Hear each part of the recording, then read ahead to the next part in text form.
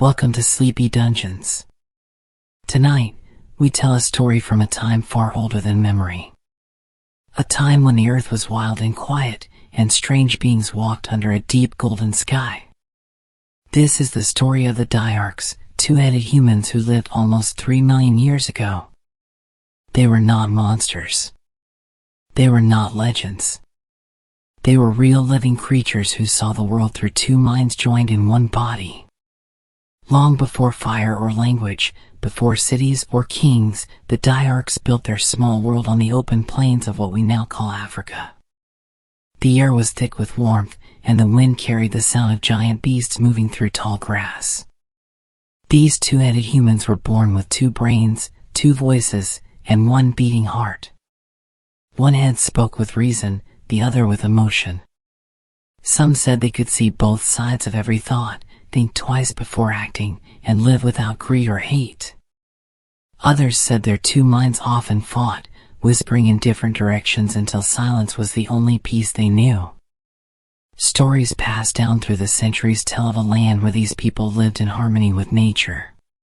They built simple shelters of stone and clay, carved markings that looked like twin suns, and sang songs with 2 voices blending like echoes across the hills. When they slept, one head dreamed while the other stayed awake, keeping watch. They feared no wild animal, for their double gaze missed nothing. Even when danger came, one head would shout a warning before the other had time to breathe. Archaeologists have found strange fossils deep in the red soil, skulls joined together, neck bones thicker than any early humans. Some believe these bones belong to the Dyarchs.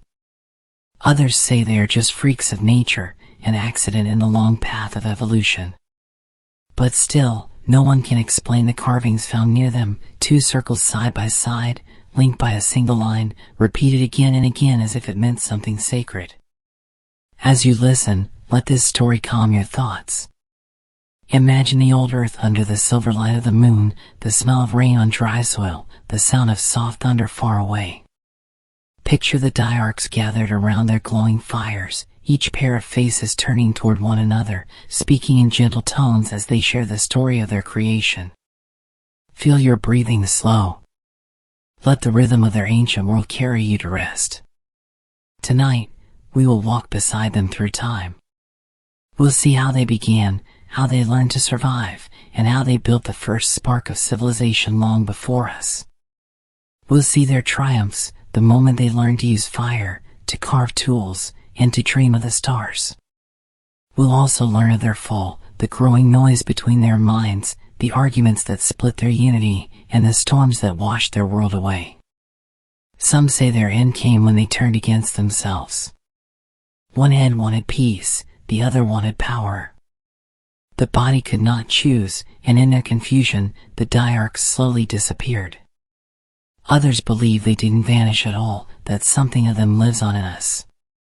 When we argue with ourselves, when we feel torn between what we want and what we know is right, maybe we are hearing a faint echo of the Dyarchs inside our own minds. Let this thought guide you gently to sleep. Their story is not only about the past, it is about what it means to be human. To carry 2 voices inside one heart. To seek balance between mind and spirit, logic and love.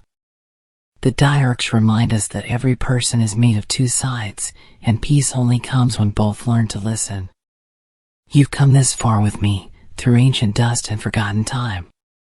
If you enjoy these journeys into lost worlds, subscribe now so you'll never miss the next story that waits in the shadows of history. Tonight, rest easy. The Dyarchs once walked this earth, and through their memory, we walk with them again.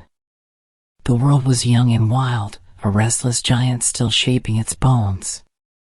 Mountains were rising, rivers were carving paths through red earth, and the sky held a color no human has ever seen since. It was a deep copper blue that shimmered after every rain, heavy with the smell of damp soil and the breath of forests that reached endlessly toward the horizon. In this ancient time, 3 million years before our age, the land that would one day be called Africa pulsed with life. Volcanoes slept beneath hills of green. The air was warm, alive with the buzz of unseen insects and the cry of strange birds with wings long and narrow like blades of glass. Across the valley floor, a broad river cut through fields of tall golden grass. Herds of giant elephants roamed there, their tusks curling like the horns of moons. The ground shook when they moved. Saber-toothed cats hunted near the edge of the forest, their roars rolling through the trees. Herds of early antelopes grazed quietly, lifting their heads only when the wind shifted to carry the scent of danger. In this place, where the earth still dreamed of its future, the Dyarchs made their home. Their world stretched wide and untouched, full of both promise and peril. To the west lay cliffs and canyons where water once ran, now filled with sharp stones and the bones of long-dead creatures. To the east, the land opened into vast plains where thunderclouds gathered like dark mountains. Each storm brought life. Rain fell in heavy sheets that soaked the ground and turned dust into fertile mud. When the clouds cleared, the air smelled new again, and every living thing seemed to breathe with gratitude. The Dyarchs thrived here because the land itself was kind to them. The river gave fish. The trees gave fruit. The ground gave clay to build their shelters. But more than that, the world gave them quiet. The kind of quiet that let their two minds speak to each other. To live in harmony, they needed peace, and the valley offered it.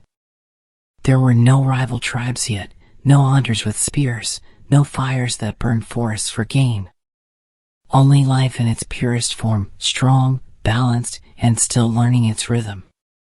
Each Dyarch moved with grace that came from understanding both sides of thought. Their two heads worked as one body, sharing every sense, every heartbeat. When they walked slowly, listening to the sound of the earth beneath their feet. When they drank from the river, both heads lowered together, their reflections rippling in the water like twin moons caught in the same sky. Their eyes were large and dark, their skin smooth and bronze from the sun. Their arms were powerful, shaped by the work of building and gathering. Their voices, when they spoke, were deep and soft at the same time, blending into one tone that echoed through the valley like music. They built their dwellings close to the water, rounded huts of packed clay and woven grass. The huts stood in circles, each facing inward toward a fire pit at the center. Smoke from the fires rose in thin columns that glowed orange under the evening sky. Around them, children of the Dyarchs played in pairs, tossing stones, laughing with both voices at once. To hear them was to feel wonder and unease together, for the sound was human but doubled, like a chord of two perfect notes. Their daily life followed the rhythm of the earth. When dawn came, they rose together, each head waking the other with a soft word. They went to the river to wash and to drink, their reflections always reminding them that no being stood alone.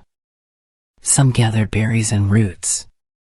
Others shaped tools from flint and bone. They had learned how to strike stones to make sharp edges that cut through meat and hide. Their fires burned slowly, fed by dry grass and branches. Fire was sacred to them, a living spirit that never belonged to one alone. Every flame was shared. The Dyarchs saw the world differently from any creature before them. While one had observed, the other imagined. While one spoke, the other thought in silence. It was said that they could see both the visible and the invisible, the solid world of matter and the quiet world of spirit. Some drawings carved into rocks near their camps showed two suns in the sky, one bright and one shadowed. Perhaps this was how they saw the balance of life, light and dark, body and soul, forever intertwined. When night came, their valley became a sea of sound. Crickets, frogs, and distant thunder blended with the voices of the Dyarchs singing to the stars. They sang not for worship but for memory. Each song told of their beginnings, how they were shaped by the earth's breath and the river's tears. The song spoke of twin spirits that once quarreled in the heavens, who were sent to earth to learn unity. The Dyarchs believed they were those spirits reborn, destined to live until both voices became one. Though they had no written words, they remembered through pattern. Stones arranged in twin lines marked the boundaries of their dwellings. Circles carved into tree trunks showed the passage of seasons. When they buried their dead, they laid them in pairs, side by side, facing opposite directions. It was their way of honoring balance, the eternal conversation between life and death. The fires at their graves burned for days, tended by family members who whispered prayers with both mouths, asking the spirits to guide the departed safely into dreams. The valley itself seemed to protect them. Its shape was like a cradle, high ridges on both sides, thick with vegetation. When predators came, the Dyarchs worked together. One head would watch the forest while the other gathered stones to throw. Their cooperation made them strong, their unity harder to break. No beast could surprise them. Even the great cats, who feared nothing, avoided the glow of their fires. Yet there were nights when even the Dyarchs felt the weight of fear. Sometimes, the sky would darken with storms that seemed to tear the heavens open. Lightning flashed across the horizon, and thunder rolled like the growl of a furious god. Trees bent under the wind, and rain poured in sheets that drowned the earth. During such nights, the Dyarchs huddled in their shelters, both heads pressed close together, whispering comfort to each other. When the storm passed, they emerged to find the world washed clean again, and the air smelling of new beginnings. Seasons passed slowly in that world. When the dry months came, rivers shrank into thin silver threads, and food grew scarce. The Dyarchs learned to store what they could. They buried fruits in cool ground and hung strips of meat to dry over smoke. The two minds of each Dyarch worked constantly to solve problems, to plan ahead. This dual thinking gave them a great advantage over other early beings. They could think twice, act once, and survive where others perished. Even in such a simple world, beauty was everywhere. The mornings began with mist curling over the grasslands, glowing gold in the sunrise. Butterflies as large as a man's hand floated above the flowers. The air shimmered with heat by midday, and the land seemed to breathe. In the evenings, the horizon turned blood red, and flocks of birds crossed the sky like drifting smoke. Under the stars, the Dyarchs felt at peace. Each head could rest knowing the other was still awake, guarding, dreaming, remembering. Sometimes, travelers from far across the plains came into their valley. Strange, small hominids, our early ancestors, curious and shy, drawn by the light of fire. The Dyarchs watched them with quiet eyes but never harmed them. Some say they even shared food, teaching these visitors how to cook or carve tools. Perhaps in those moments, the first spark of connection between species began. The two-headed ones might have seen themselves as guardians of life, teaching balance to the creatures that would someday replace them. There were dangers, of course. The earth trembled often, shaking the ground beneath their feet. Once, a mountain split open and spilled rivers of black stone that burned everything in its path. Many Dyarchs fled across the plains, carrying their children on strong shoulders. Others stayed, believing the mountain was alive and angry, and tried to calm it with song. When the lava cooled, it left behind a valley of glassy black rock, beautiful and deadly. The Dyarchs later used pieces of that rock to make blades sharper than anything before. Time in their world moved differently. Centuries passed like slow breaths. Generations rose and fell, each one singing the same songs, telling the same stories. To them, life was a circle. The newborn carried the memory of the old, and death was simply a turning of that circle. They lived not for conquest but for harmony, believing that the earth itself had two faces, one for creation, one for decay, and both must be loved equally. If you could stand there now, in that lost valley, you might still feel them. The wind still moves through the same hills. The river still hums the same quiet tune. And if you listen very closely, when the night is deep and the world is still, you might hear the faint echo of twin voices carried on the breeze, soft, even, patient. The Dyarchs are gone, but their balance remains. The world remembers them in ways we cannot see. Perhaps they were never meant to last.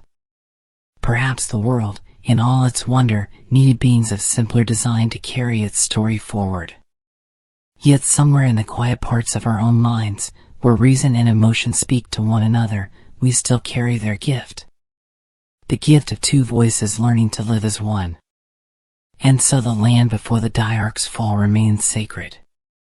It was the cradle of their peace, the stage where the earth learned to think twice, where unity was not just an idea but a living form. Their world breathed as they did, in two halves, in harmony, in rhythm with the sun and the stars. That world is gone now, lost beneath sand and time, but its memory lingers. The Dyarchs taught the earth something it would never forget, that wisdom is born not from one voice, but from the joining of two. The legends say the Dyarchs never truly began as we did. There was no single moment of creation, no spark or command from the heavens. Instead, they emerged quietly from the earth itself, as though the planet had dreamed them into existence. The soil was rich, the rivers were deep, and the land was heavy with life. One night, as lightning danced across the sky and rain soaked the plains, something stirred beneath the mud. From that dark mixture of clay, bone, and lightning, the first Dyarch rose, tall, steady, and silent, two faces blinking into the storm. The first of their kind looked upon the world with wonder. One head turned toward the sky, fascinated by the bright trails of fire flashing through clouds. The other looked down at the earth, seeing beauty in the movement of worms, roots, and water. They saw everything twice, each thought weighed, each decision balanced. When they walked, they left deep footprints in the wet soil, shaped slightly wider than ours. Some believe that the footprints found in the old rift plains of Tanzania belong not to primitive apes, but to these two-headed beings. Two sets of heel marks, side by side, pressed by one body. Over many seasons, others like them emerged.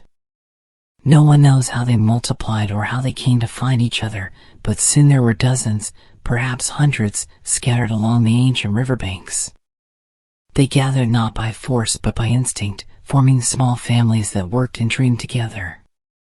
In those early years, they were quiet beings. They spoke little, but their silence carried meaning. When one Dyarch stood beside another, the two pairs of heads would nod in rhythm, communicating with subtle gestures, shared thoughts, not spoken words. In time, they began to tell stories of their beginning. Around their campfires, under the blue light of ancient moons, they spoke of the first awakening. They believed that before them, the earth had tried to create life many times, but none could hold balance. The beasts were too wild, the spirits too weak. So the earth created the Dyarchs, creatures who carried two minds, to keep each other honest.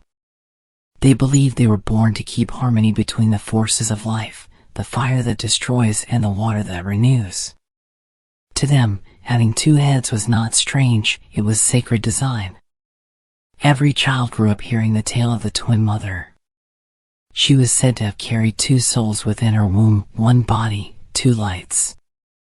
When she gave birth, the souls refused to separate, so they emerged as one being. From her, the Dyarchs descended. In her honor, they painted symbols of twin suns on the walls of their shelters, one golden and one black. The golden sun meant creation, the black meant memory. Together, they marked the beginning of time as the Dyarchs understood it. They believed the world spoke in pairs, dawn and dusk, earth and sky, male and female, life and death. Each Dyarch was a walking reflection of that law. One head often carried the gentler nature, soft-spoken, patient, creative. The other bore the stronger will, protective, decisive, brave. Together, they balanced each other perfectly. When danger came, both heads would look in different directions, scanning the horizon. When peace returned, they shared food and laughter, each head feeding the other's spirit as much as their shared body. They saw dreams as messages from the past, not the future. Each night, one head would sleep while the other stayed awake, humming soft songs to the dreaming mind. Those who listened to their songs said they sounded like wind over stone, a low hum that made the earth itself vibrate. The Dyarchs believed that dreams were not meant to predict what would come, but to remind them of where they began. In those early days, they faced trials that tested their unity. The earth was still unstable then. Tremors shook the valleys without warning. Sometimes the ground split open, swallowing forests and rivers whole. Great storms gathered out of nowhere, tearing through the plains. The Dyarchs survived because they moved together, thinking twice where others panicked once. When one mind froze in fear, the other acted. Their dual nature made them strong against the unpredictable moods of the planet. They learned to use the materials around them with a precision unmatched by any early creature. They shaped tools from dark volcanic glass, their sharp edges perfect for cutting hides or carving wood. They discovered how to weave tall grasses into baskets, strong enough to carry water. And they built rafts of hollowed logs, gliding along the rivers like silent shadows. Every act of creation was shared between their two minds, one head thinking of form, the other of function. As the years passed, their understanding of the world deepened. They noticed patterns in the stars and believed that each bright point above had a twin somewhere beyond sight. They began marking stones with symbols of paired circles, joined by a single line. Archaeologists today still find these carvings scattered through the Rift Valley. No other creature of that age left such signs. Some scientists dismiss them as random scratches. But when you see how carefully each pair of circles is linked, how evenly spaced they are, you feel there was thought behind the pattern, perhaps even language. They had no kings or rulers. No single Dyarch claimed power over another. Their society was built on quiet agreement. They believed leadership was not a position but a rhythm, like one head speaking and the other listening. Every decision was made after both minds within each being, and then within the group, reached calm. It made them slow to act, but their patience kept peace among them for generations. Their greatest gift, however, was empathy. When one Dyarch wept, others felt the grief within their own chests. When one rejoiced, laughter rippled across the valley. They were connected in ways we cannot fully imagine, as if each of their minds resonated with the next. Some say this connection came from their creation, when the first lightning bound their souls together. Others think it was simply their nature, to live not as individuals, but as reflections of each other. The myths tell that the Dyarchs believed their two heads housed more than minds, they housed stars. When a Dyarch died, their bodies returned to the earth, but their inner stars rose into the night sky to shine forever in pairs. That was why they sang to the stars, they were singing to their ancestors. They never feared death, for they saw it as joining the greater pattern above. Generations grew, and their myths grew with them. They began to speak of the great echo, a deep voice said to come from within the earth itself. The echo spoke not in words but in vibrations, felt through the ground. When the echo was calm, the world prospered. When it trembled, they took it as a warning. Once, after weeks of small tremors, the Dyarchs gathered beside the river. The eldest among them, one whose left head had gone blind and whose right had turned silver-haired, raised both faces to the sky and whispered that the echo was angry because balance had been broken.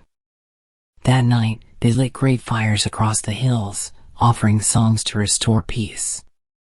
By morning, the tremors had stopped.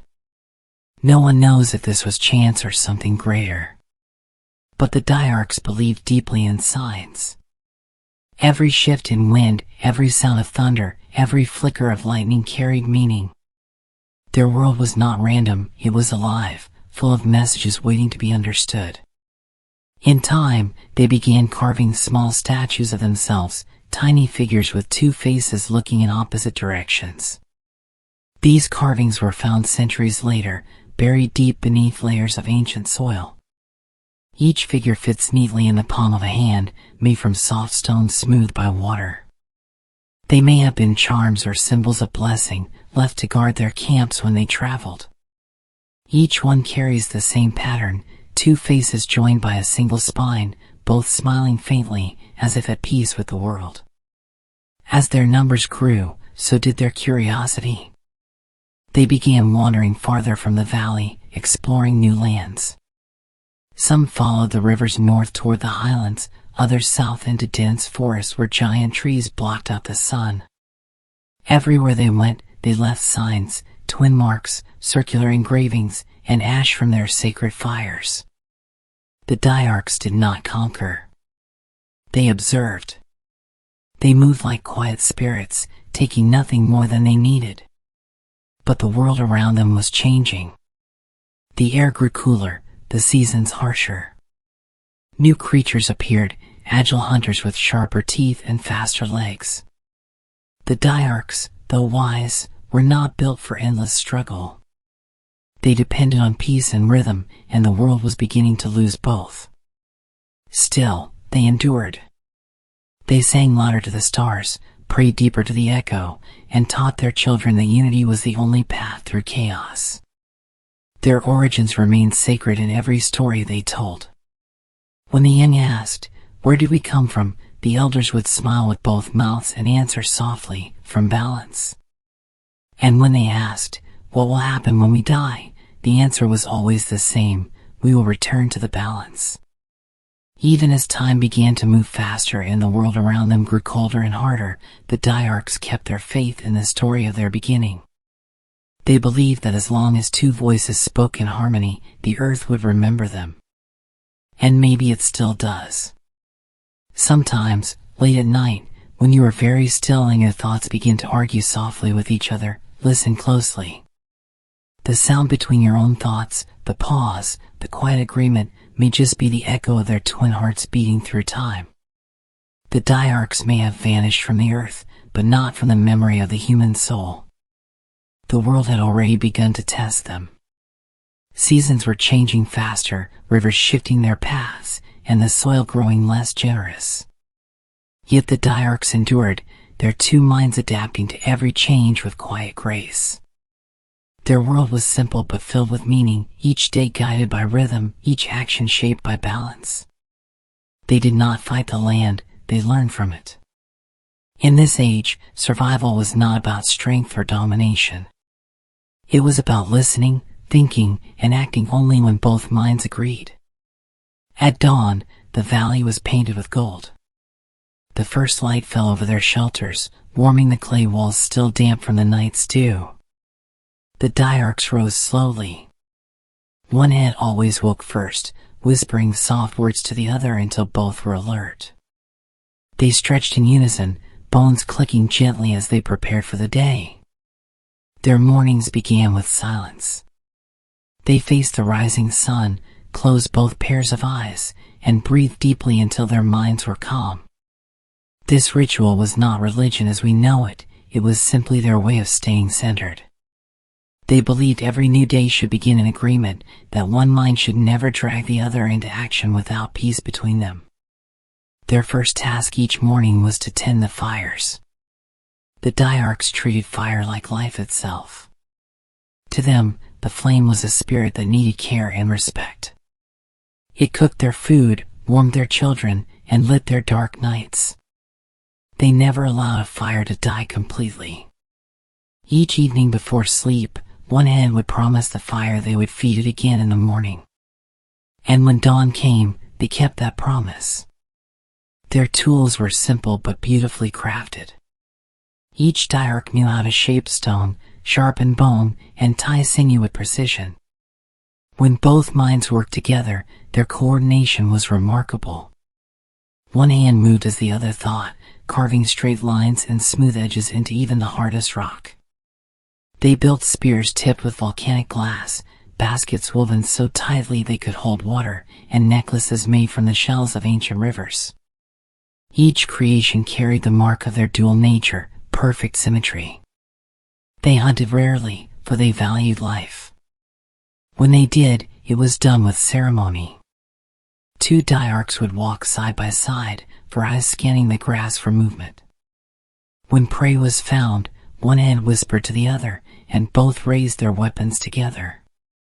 The strike was quick, clean, and followed by silence.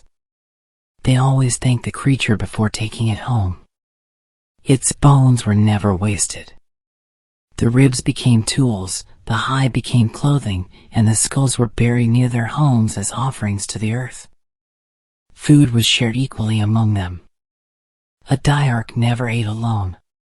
Even when food was scarce, both heads took turns feeding each other. They said it kept the body balanced and the spirit humble. Around the fires at night, they passed roasted roots, berries, and fish along the circle, each pair of hands giving before taking. No one hoarded, for greed was seen as sickness, a sign that one might have grown louder than the other. Their children grew quickly, learning through observation. They were curious and quiet, often sitting by the river and watching the reflections of their two faces in the water. They asked many questions, and both heads of their parents answered differently. The children learned early that truth had two sides, that wisdom lived somewhere between agreement and disagreement. They learned to listen to both voices inside themselves. And when they made mistakes, as all beings do, they were not punished but guided to reflect until both minds understood the lesson. As time passed, the Dyarchs began experimenting with new ways of life. Some stayed close to the rivers, becoming gatherers and fishers. Others moved inland, learning to dig for roots and plant seeds. It was the first sign of farming, though they didn't call it that. They simply noticed that where they left seeds behind, new plants grew. They took it as a message from the earth, a sign of cooperation between life and time. Slowly, their camps grew larger. Fires dotted the valley like stars fall into the ground. Paths formed between the huts, and the smell of roasted food mixed with the smoke of burning wood. Their social order was unlike anything that came after. There were no leaders, no slaves, no warriors. Each Dyarch had a place, but all were equal. Decisions were made slowly, sometimes over several nights of discussion. It was said that the Dyarchs could talk for hours without raising their voices. When disagreements arose, they would gather by the river, where the sound of running water softened tempers. One would speak, the other would listen, and the flow of the river seemed to guide them toward harmony. The greatest of their gatherings were held during the moon of twin light, the rare nights when the moon appeared full and a pale halo encircled it. The Dyarchs believed the halo was a mirror of their nature, two lights joined in one sky. On those nights, every fire in the valley burned high. They danced slowly around them, movements graceful and measured, like the turning of tides. Two heads moved in opposite rhythm, arms swaying as one. Their songs were low, almost like murmured prayer. The sound drifted across the land like a heartbeat, steady and calm. They also began carving images into stone, leaving behind the first signs of symbolic art. The carvings showed pairs of figures holding hands, circles with twin centers, and long lines that curved into spirals. These markings were not decorations, they were records of thought. Each carving told a small part of their understanding that the world was built on pairs, and that survival meant balance. When storms came, they did not hide in fear. They stood outside their shelters, letting the rain wash over them. To the Dyarchs, rain was a blessing, proof that the sky still remembered the earth. Lightning was a message, thunder a reply. Some believed that lightning was the breath of their ancestors returning to speak. They said that when thunder roared, the spirits of past Dyarchs were reminding the living to keep peace between their two minds. Over the years, their understanding of fire deepened. They learned that fire could harden clay, turning it into stone. They began shaping small bowls and figures, baking them in flames until they hardened. These were not tools of trade or wealth, they were gifts. Each hardened bowl or figure was offered to the river after use, given back to the water that had once fed them. Nothing the Dyarchs made was kept forever. Everything was returned. Their dual minds gave them a unique way of solving problems. When the valley flooded, they built rafts together. When drought came, they dug deeper into the riverbanks to find hidden water. They always found a solution because they could argue within themselves and reach agreement before acting. What one mind forgot, the other remembered. What one feared, the other faced. Their cooperation was their greatest survival tool. The Dyarchs lived close to the animals, studying their movements, their habits, their sounds. They learned from them. From the birds, they learned migration. From the elephants, they learned community. From the ants, they learned structure. They began to understand that the world worked in cycles, and they belonged to that cycle, not above it, not outside it, but within it. At night, after the fires burned low, the Dyarchs would rest. One end drifted into sleep, dreaming of rivers and stars, while the other stayed awake, watching over the camp. When danger approached, lions, snakes, or prowling beasts, the waking head would sound the alarm with a sharp call, and the entire camp would awaken instantly. No Dyarch was ever caught unprepared. Their way of resting ensured safety, and in it, we see the first idea of night watch, something humanity would later copy without realizing its origin. As the seasons rolled on, they grew wiser. They began to use herbs to treat wounds and sickness. They discovered that chewing the roots of certain plants eased pain, and that smoke from others could drive away insects. Their dual minds allowed them to experiment safely, one reasoning the cause, the other predicting the outcome. They rarely made the same mistake twice. Life was never easy, but it was balanced. They did not seek more than they needed. When food was plenty, they shared with other creatures. When it was scarce, they ate little, saving what they could for the weak and the young. This sense of fairness made them thrive even in hard times. But there were moments when imbalance crept in. Sometimes, one end would grow restless, desiring power or pride. When that happened, the Dyarchs became dangerous to themselves. They called this the noise. The noise began as a whisper, one voice louder than the other, drowning it out. The elders taught that when noise came, the only cure was silence. The Dyarchs would isolate themselves near the river, listening until the two minds spoke in unity again. It was their way of healing the spirit. Generations passed under the same wide sky. The Dyarchs' world remained peaceful, a rare harmony in the story of life. They learned to live without taking too much, to speak without shouting, to lead without ruling. Every stone they touched, every fire they built, every path they walked was done with both minds in agreement. They understood something that modern humanity often forgets, that balance, not power, is the secret to survival. And though their days have long faded into dust, their lessons linger. Somewhere deep in our instincts, we still carry their wisdom. When we pause before making a choice, when we debate quietly inside our own heads, when we listen for the better voice within us, we echo the Dyarchs. They taught the Earth's first truth, that survival begins not with the strongest body, but with the calmest mind. Perhaps that is why their story still calls to us. Not as myth, not as fantasy, but as memory. For in some forgotten corner of time, two-headed humans walked this earth, not as monsters, but as teachers of harmony. Their fires may have gone cold, but their wisdom still burns quietly in us all. The Dyarchs had lived for countless generations without kings or rulers, but the time came when they needed guidance. The valley that had sheltered them for so long began to change again. The rains came later each year, and when they did, they came with violence, floods that tore the soil from their homes and scattered their crops. The rivers grew unpredictable, shifting course, cutting new paths through the earth. Food became harder to find, and the once balanced rhythm of their lives began to tremble. It was during these years of confusion that the Dyarchs began to look for leaders, not to rule them, but to restore harmony. Among them was one named Aroth, whose twin minds were said to think with perfect balance. His right head spoke little, observing everything in silence, while his left head was calm and wise, able to turn conflict into peace. The Dyarchs gathered around him, seeking advice whenever the world grew uncertain. He did not command them.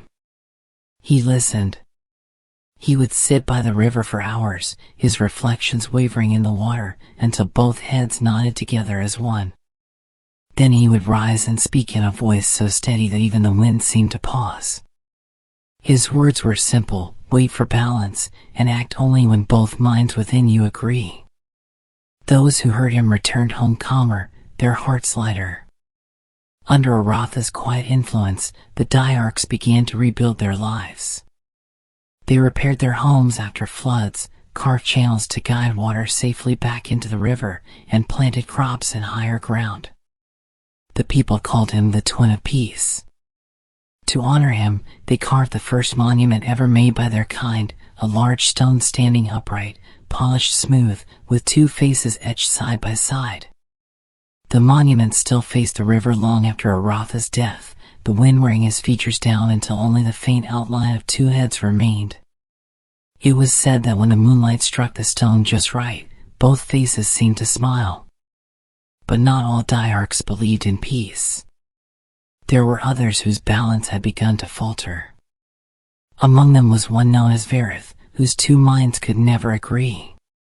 His left head burned with ambition, his right was driven by fear. Together they made him restless, unable to find quiet. When he looked upon Arath, he saw not wisdom but weakness. "We cannot wait for peace while the earth starves," he once said. "We must take what we need before others do." Varith began to gather those who thought like him, Dyarchs who had lost patience with stillness. They formed a small group, moving deeper into the valley to claim fertile land for themselves. It was the first time in history that the Dyarchs had turned against one another. For generations, they had lived as a single people. Now, division had entered their hearts. Arath warned them, speaking in sorrow, when one voice rises above the other, the body will fall. But Varitha's followers did not listen. They built new homes away from the main settlement, on land that had once been shared. They called themselves the Strong Minds, believing that disagreement was strength, not sickness. Seasons passed, and the two groups grew apart. The valley that had once echoed with shared songs now carried two different melodies. The Strong Minds began hunting more, cutting down trees to build walls around their homes. They hoarded food and taught their children that peace was weakness. The others, who remained loyal to Aratha's teachings, stayed near the river, holding to the old ways of balance. Their fires burned smaller, their songs softer, but their hearts were still steady. The first real conflict came during a drought. The rivers dried until only shallow pools remained, and fish grew scarce. The Strong Minds, unwilling to share, claimed the last pools for themselves. When the others came to drink, they were turned away. One night, in silence, Arath went alone to speak with Varith. The moon was high, the air thick with dust. For hours, the two stood facing each other in the dry riverbed, both pairs of eyes locked in sorrow. No one knows what was said between them. Some say Arath begged for peace, others say he offered forgiveness. But when dawn came, Varitha's followers found him gone. Only his footprints remained, leading into the desert where no Dyarch ever returned. Arath returned to his people with his voice trembling. "The land does not belong to us," he told them. "We belong to it. Those who forget this will fade." He died soon after, and his death left a silence over the valley deeper than any storm. The Dyarchs buried him beside the river, facing east, where the first light of morning would always touch his resting place. Both of his heads were turned slightly toward each other, as if still whispering in eternal conversation. Without Arath, the Dyarchs struggled to find harmony again. Small quarrels broke out within families. The noise, the sickness of one voice overpowering the other, spread among them like fire through dry grass. Yet even in that confusion, some remembered his words. One Dyarch named Seru, born in the generation after Arath, rose as a new leader. Her left hand was gentle and kind, her right was sharp and courageous.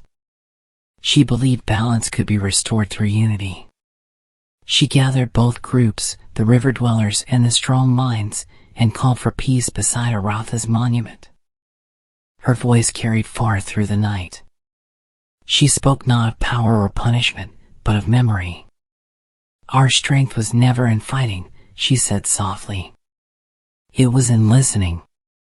For a moment, the crowd fell silent. The flames flickered against the dark sky, and it seemed as if Aratha's stone smiled again. The strong minds laid down their weapons. They shared water with their brothers once more. That night, for the first time in years, the Dyarchs sang together. Two-headed voices rose into the air, low and trembling, blending into one sound that drifted through the valley like a prayer. Under Seru's guidance, they entered what would later be called the Season of Harmony. They rebuilt homes together, replanted lost crops, and taught the young about Aratha's patience and Varetha's fall. They began carving new monuments, taller stones that marked the return of unity. On each stone, they etched the same pattern, two heads joined by one line, a symbol of reconciliation. Seru became known as the listener. But peace never lasts forever. As their numbers grew, so did their pride. A generation born during the Season of Harmony never knew hardship.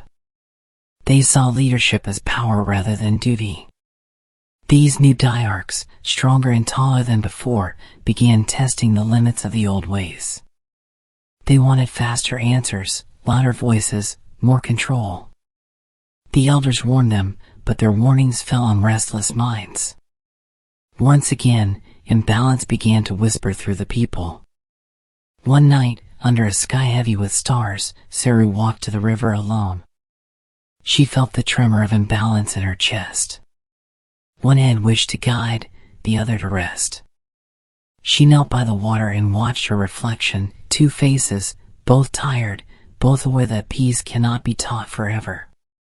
Balance must be chosen, she whispered, and let her tears fall into the current. When she rose, she turned to the mountains and disappeared into the mist. In the years that followed, her teachings remained, but her presence was missed.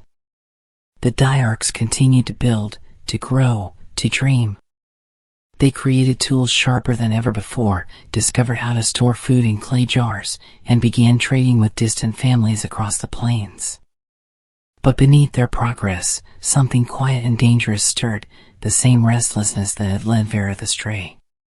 The two minds that once worked together began, slowly, to drift apart. Still, there were moments of greatness. Some Dyarchs became heroes, guiding their people through floods and storms. Others created art so beautiful that later generations would carve their likeness into stone. But the seeds of division had already taken root. Where Arath had once united them, and Seru had healed them, now smaller leaders rose and fell, each believing their own voice was right. The age of true harmony was ending, though they did not yet know it. The Dyarchs still sang their twin songs, still told their children stories of balance and peace, but the sound had changed.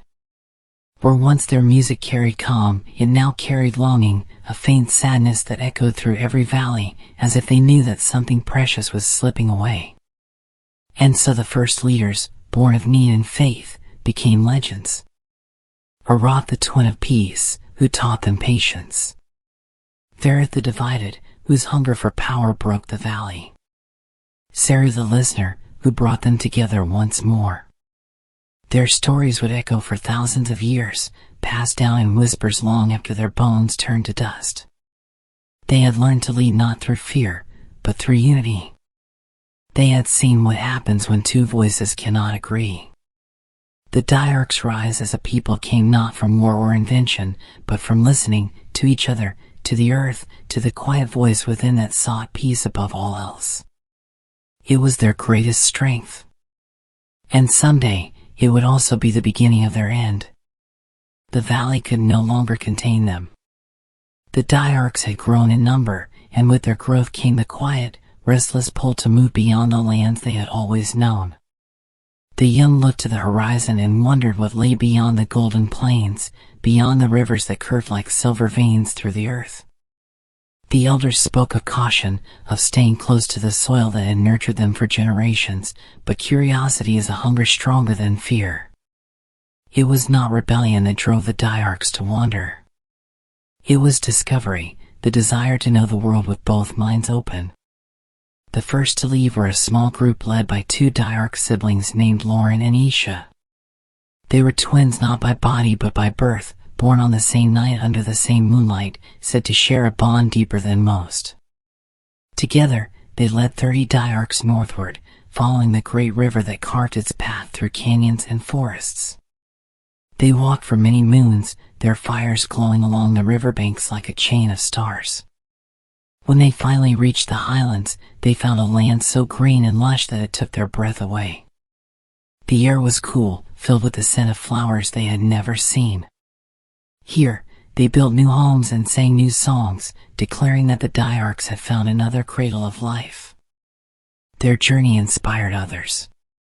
Soon, groups began moving in all directions, east toward the sea, west into the deep forests, south toward the hills where the air shimmered with heat.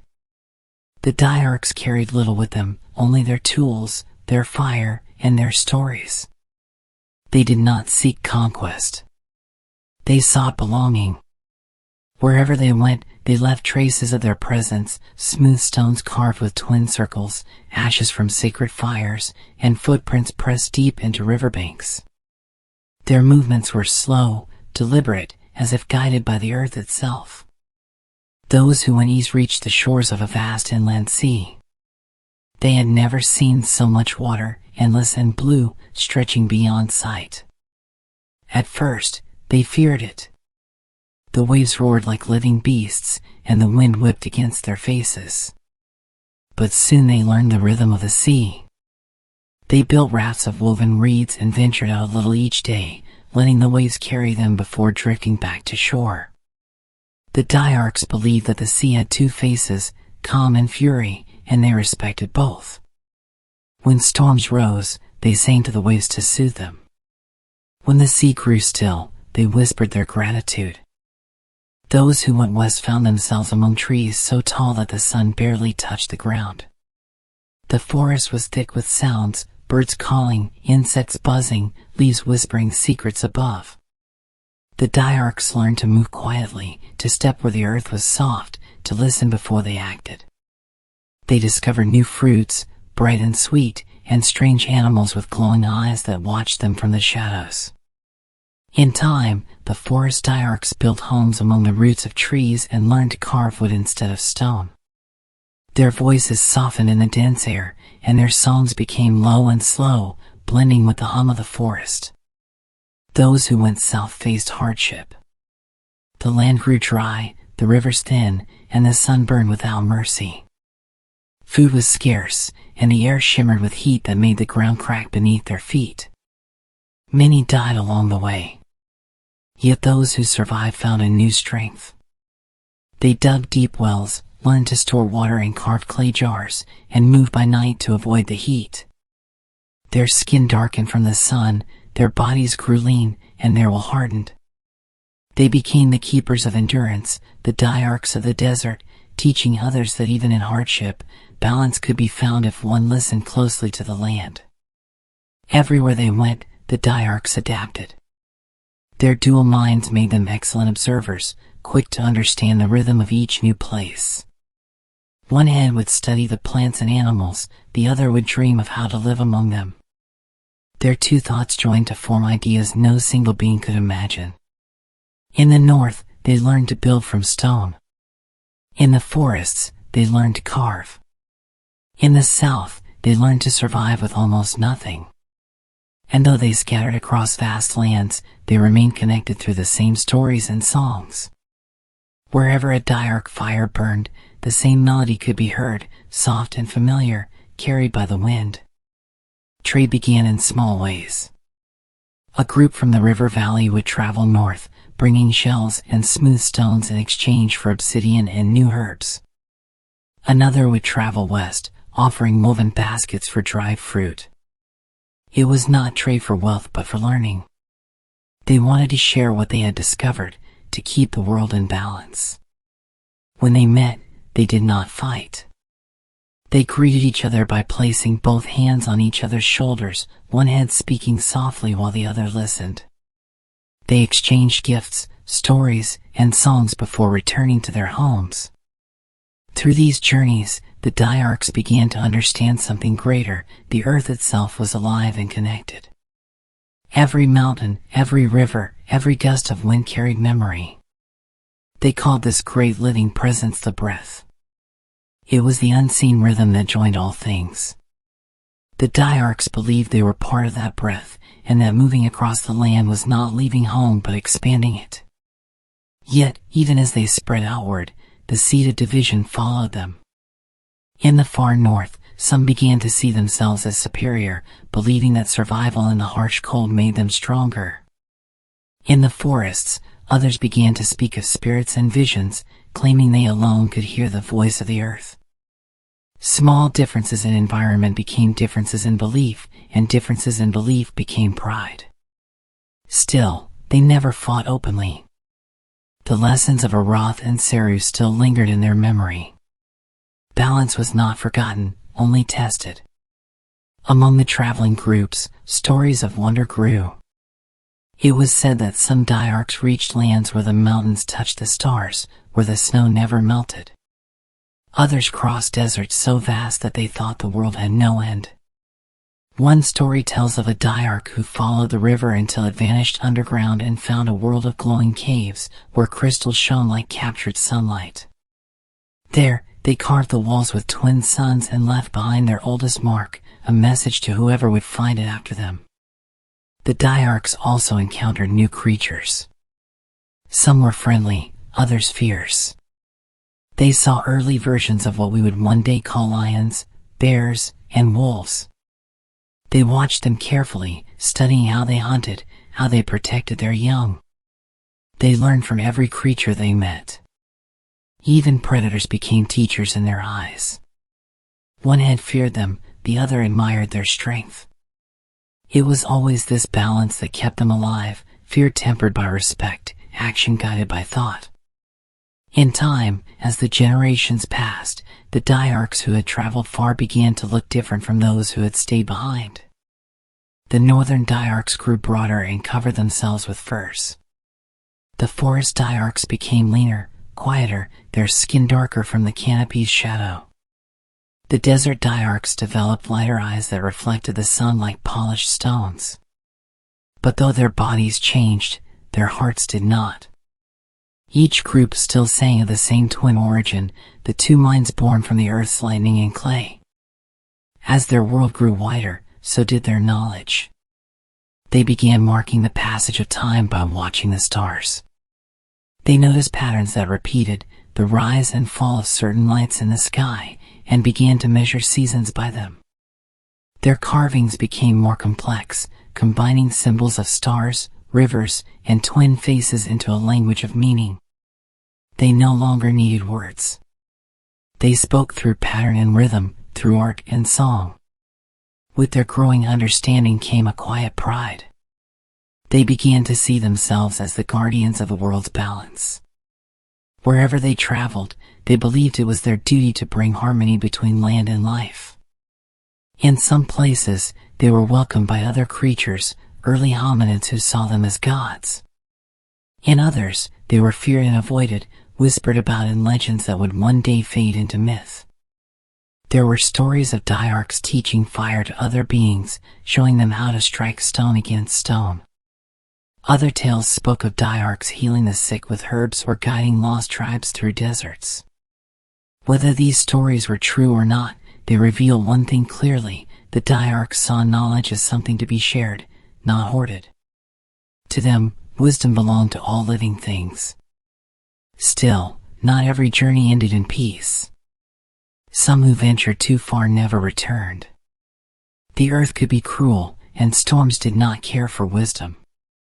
There were valleys where volcanoes roared to life, forests where fire spread faster than footsteps, seas that swallowed rafts whole. When news of such losses reached the home valley, the Dyarchs gathered by the fire to sing songs for the fallen. They believed their spirits had joined the breath, spreading through the wind to guide the living. The journeys of the Dyarchs changed them forever. The earth had expanded their minds and tested their hearts. They had learned that balance was not stillness, it was movement. It was the act of adapting, listening, and learning. Their world was no longer a single valley, but the whole of the earth. Wherever they went, the Dyarchs carried fire in one hand and harmony in the other.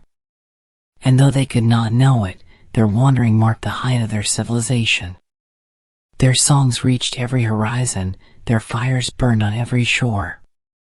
For a time, it seemed the world belonged to them. But beyond the mountains, beyond the edges of their journeys, the air was beginning to cool. Ice was creeping down from the far north, and the balance they had built so carefully was about to be tested again. The Dyarchs did not fear what was coming, for they could not imagine a world without themselves. As they looked up at the stars, both heads gazing into the same endless sky, they believed that their twin lights would never fade. But the earth was already whispering change, and history, as it always does, was preparing to move forward. The years that followed were full of light. The Dyarchs entered an age so rich and calm that later generations would speak of it as the golden breath of their history, the time when every valley glowed with firelight, and their harmony with the world felt unbreakable. They built larger settlements along the rivers that fed their land. From a distance, the glow of their fires at night looked like constellations fallen to earth. The Dyarchs had finally found balance between wandering and belonging. Their homes were still simple, but now they were many, connected by trails worn smooth by generations of footsteps. The valley sang again. Songs of creation drifted across the plains as children played by the water's edge and elders sat beneath great trees, telling stories of the first lightning that gave them life. It was during this age that the Dyarchs made their greatest achievements, not through conquest, but through understanding. Their knowledge of nature deepened. They learned when the rains would come, which stars marked the turning of seasons, and how the wind changed before a storm. They began to measure time not by days, but by the rhythms of the sky. They also built with a new kind of purpose. From the river clay, they shaped stones into blocks and began stacking them into tall round towers that could withstand flood and fire. The towers were not fortresses but symbols of unity, built by many hands, each Dyarch placing a stone only when both heads agreed on its position. The towers had no leader's markings, no single name. They belonged to everyone, raised for no god but the earth itself. At their tops, great bowls of flame burned all night long, guiding travelers home from distant lands. The Dyarchs' art flourished. They carved their stories into stone and bone, into walls and shells. Their carvings became more intricate, showing twin suns, rivers twisting into spirals, and figures with two heads joined by light. Some carvings glowed faintly when moonlight touched them, as if they had captured a memory of fire within. They painted caves with images of their world, elephants, birds, and trees drawn with care, their colors made from crushed minerals and plant oils. In those caves, the story of their people came alive in lines and curves that spoke of balance and beauty. Their songs also changed. Once simple and low, the songs of this age grew rich and layered. Dyarch choirs would gather at twilight, each pair of voices blending with the next until the air shimmered with sound. The music was not written or planned, it flowed naturally, two minds joining across hundreds of bodies, one voice rising as another fell, like waves meeting in harmony. The forest creatures would gather near their camps to listen, unafraid, drawn by the gentle rhythm that echoed through the trees. The Dyarchs believed their songs kept the world alive. To them, music was a kind of breathing shared between earth and sky. Their knowledge expanded beyond survival. They began studying the movement of stars, carving long grooves into flat stones to track the sun's shadow through the year. They marked the solstice and celebrated it as the turning of balance, when light and darkness shared equal time. During those nights, every fire in the valley burned high, and the Dyarchs sang until dawn. Their celebrations were peaceful, filled with dance and laughter. Even the old joined, swaying slowly as younger voices carried the melody. It was said that during these nights, no one dreamed, because all their dreams were awake in the music. The Dyarchs also turned their minds inward. They began to ask questions about themselves, why they were made in pairs, what it meant to think twice, and whether the two minds inside them would stay together after death. They did not fear these questions. They saw curiosity as a gift.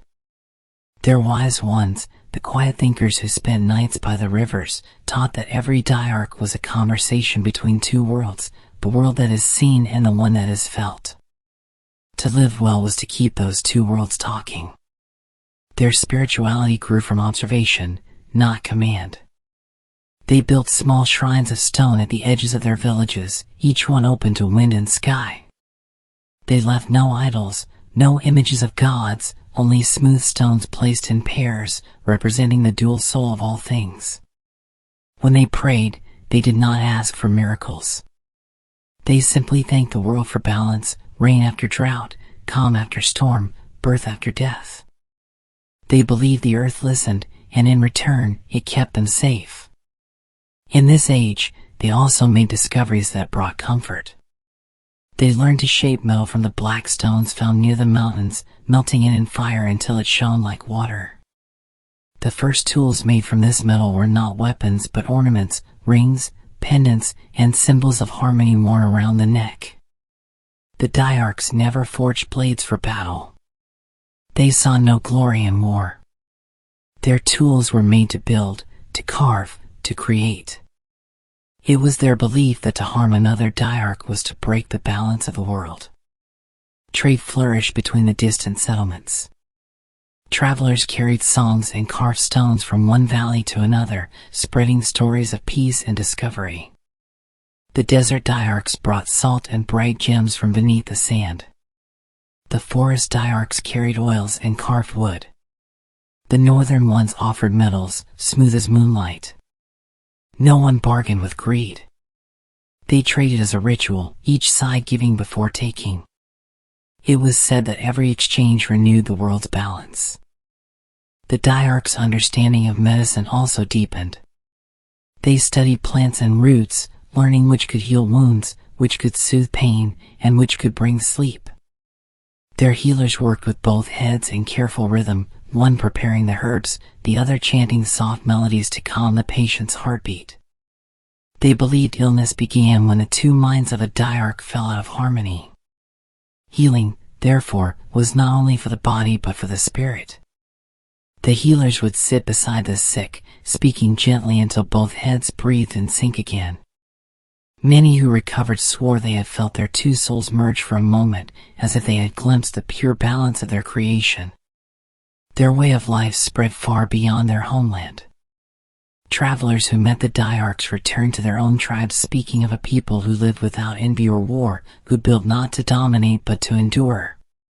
Some tried to copy their ways, but none could match the unity that came from having two minds in one body.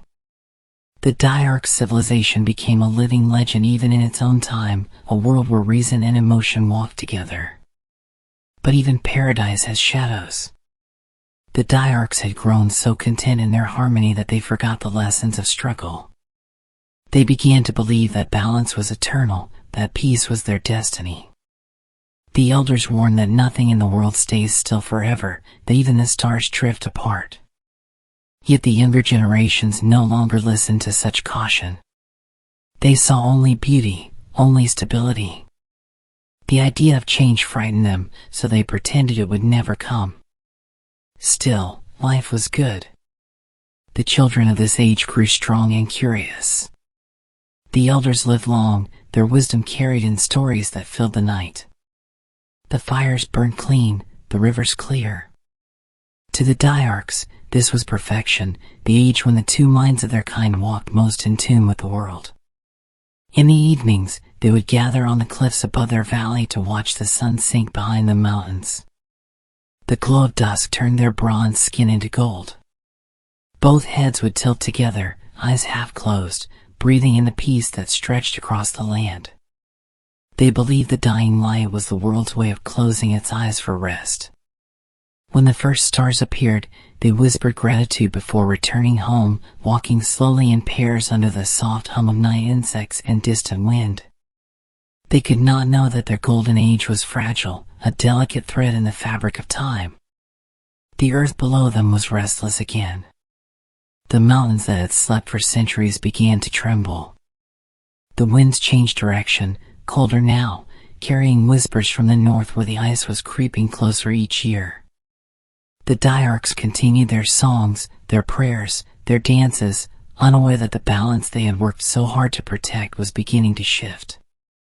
For now, though, they lived in peace. Their towers stood proud against the horizon, their songs filled the air, and their twin voices rose each night toward the stars they believed to be the souls of their ancestors. In the soft glow of their fires, the Dyarchs looked at one another and saw only harmony, a world made whole by two minds working as one. They believed their unity would last forever, and for a long, shining moment, it did. The golden age of the Dyarchs deepened into a time of abundance. Everywhere across the valley and beyond, life seemed effortless. The rains came on time, the rivers never ran dry, and the earth gave food in plenty.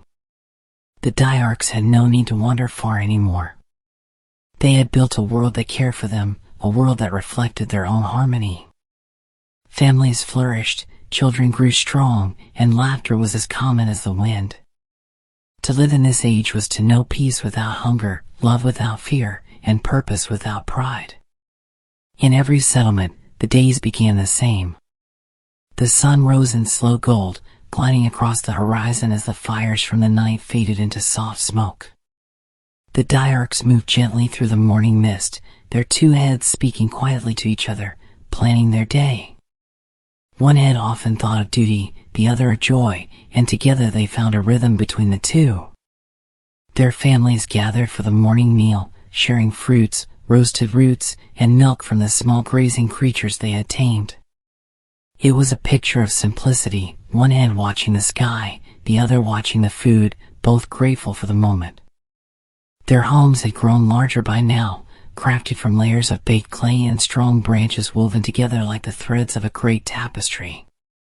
Each village had a central courtyard, where the fires burned day and night, tended by those who believed flame carried the breath of balance.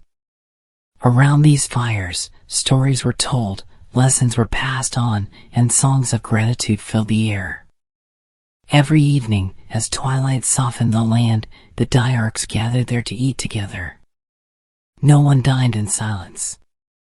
It was tradition that one head would speak while the other listened, alternating after every few sentences so that every thought was shared in balance. Their society had begun to shape itself naturally into roles. Some Dyarchs devoted their lives to study, becoming keepers of knowledge. These wise ones were the recorders of memory, carving patterns into stones that captured the history of their people. Others became builders, learning how to stack clay and stone into new designs, curved walls that defied wind and storms. There were also healers who knew every root and leaf by touch, and singers who traveled from one settlement to another, keeping unity alive through music. Every Dyarch had a purpose, and every purpose was seen as equal. Even the children had roles of their own. They learned to gather herbs, tend fires, and shape clay from the riverbanks. They spent hours watching the elders work, mimicking their movements until the tasks became second nature. But the most important lessons were not about work. They were about listening. Every Dyarch child was taught the practice of inner silence. At sunrise, they would sit near the water's edge, closing their eyes as one head faced the sun and the other faced the earth. They were told to wait until both heads breathed as one before speaking. It was how they learned balance, not from rules, but from stillness. Marriage among the Dyarchs was a joining of rhythms, not a binding of ownership. When two Dyarchs chose each other, they held a ceremony under the stars. They stood before their families, both sets of faces lit by firelight, and promised not to possess but to listen. They believed that love was not a union of perfection but a patience, the meeting of two beings who carried four minds learning to stay in harmony.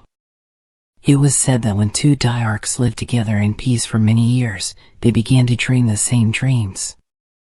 There were festivals too, bright and full of life. The greatest of these was the Festival of Echoes, held once every cycle of the twin moons. On that night, the Dyarchs lit fires across every hill, the glow so vast it looked as if the stars had descended. They sang until dawn, each pair of voices echoing through the valleys. It was not a festival of noise but of rhythm, where every sound, drum, voice, heartbeat, found its match in another. Travelers from distant lands came to witness it, drawn by the beauty of harmony so perfect it seemed otherworldly. Some stayed, choosing to live among the Dyarchs, unable to return to a world without such peace. The Dyarchs treated wealth differently from any people that came after. To them, wealth was not counted in possessions but in balance. A Dyarch who hoarded food or metal was seen as unwell, a being whose two minds had lost their connection. The community would surround them with care, not punishment, until their hearts grew quiet again. Those who gave freely were honored, for generosity was the sign of a healthy spirit. The builders shared their homes, the gatherers shared their food, and the singers shared their songs without demand for payment. It was a world built not on ownership but on trust. The elders who had seen the rise of this prosperity often spoke of it with wonder. They remembered a time when life was harder, when the earth was crueler. We have tamed the world, some would say with quiet awe. But others, those who still listened to the deeper rhythms of nature, worried that nothing so perfect could last. They saw small signs in the land that others ignored. The wind was changing direction more often. The animals were migrating sooner each year. The stars in the sky seemed slightly different. When they spoke of these things, few listened. The younger Dyarchs had grown up in comfort and did not believe the world could shift against them. Yet change was coming slowly, like a shadow that lengthens before dusk. It began in the north, where the air grew colder. The Dyarchs who lived there sent messages carved into stone, warnings of ice creeping over the hills, of rivers freezing for the first time in memory. The southern settlements dismissed these tales as exaggerations. How could the earth that had given them so much suddenly turn against them? Their songs grew louder, as if singing could keep the world from changing. Meanwhile, within their great peace, small divisions began to stir again, not of anger, but of thought. The Dyarchs who built cities believed their work was the highest form of creation. The healers believed wisdom came from nature, not stone. The singers said truth was found only in harmony, while the scholars believed truth could be measured and studied. They did not fight, but they stopped listening as they once had. Their two minds still worked together, but as a people, they were beginning to lose the larger balance that had bound them. Still, life remained beautiful. Each night, the valleys glowed with firelight, and the sound of laughter carried far on the wind. The Dyarchs told stories of their ancestors who first shaped fire, of Arath the twin of peace and Sarah the listener, whose wisdom still guided their lives. They carved new monuments with scenes of their own prosperity, two-headed figures raising hands toward the stars, surrounded by fruit, rivers, and songbirds. They believed the monuments would last forever, reminders to future generations that balance could be achieved and sustained. But the wise ones who watched the earth's slow changes began to see patterns of warning. The rivers that once flooded gently now broke their banks with sudden violence. The rains came late, and when they came, they fell for days without stopping. Trees fell more easily, their roots rotted from too much water. The balance of the seasons was shifting, and with it, the patience of the land. The Dyarchs responded as they always had, by gathering to discuss, to listen, to wait for agreement. But this time, agreement did not come. Some argued to move south, others to stay and rebuild, and others said the change was a test from the earth itself. As the years passed, a new rhythm began to hum beneath their calm world, a tension no one could name. Families whispered of strange dreams, of both heads waking in the night arguing in confusion. Some said they heard a voice in the wind, low and distant, saying, "Remember balance." Others dismissed it as fear. Yet something deep inside every Dyarch knew that peace, once taken for granted, never stays forever. Still, they lived as best they could. They harvested, they built, they sang. They found joy in the small things, the laughter of children, the warmth of shared fire, the comfort of routine. They told themselves that as long as they kept harmony within, the world would remain in harmony without. For a while, it seemed true. The seasons steadied again, and the ice in the north slowed its march. But even in that brief calm, the Dyarchs who could feel the pulse of the world knew that the balance was only sleeping, not restored. And so, the age of prosperity continued, shining bright as a flame before the wind. It was the height of their civilization, a time when art, music, and wisdom reached their peak. But deep beneath their feet, the earth was shifting, preparing to test them once more. The Dyarchs did not yet see it, but history was already turning. The age of peace was nearing its twilight, and the perfect harmony they had built was about to face its greatest challenge. The signs began softly, almost too quietly to notice. The winds no longer followed their old paths. The rains came when they pleased, sometimes too early, sometimes not at all. The river that had once been the Dyarchs' lifeblood began to shrink during the dry seasons, leaving cracks in the earth wide enough to swallow a foot. The trees that had shaded their homes started to wither, their roots no longer finding enough water to drink. At first, the Dyarchs did not worry. They had survived worse storms and harsher years. They believed that balance always returned, as it always had. But this time, something deeper was changing, something inside the hearts of the people as well as the land itself. The first sign of unrest came not from nature, but from the Dyarchs themselves. For generations, they had lived in unity, their two minds in perfect harmony.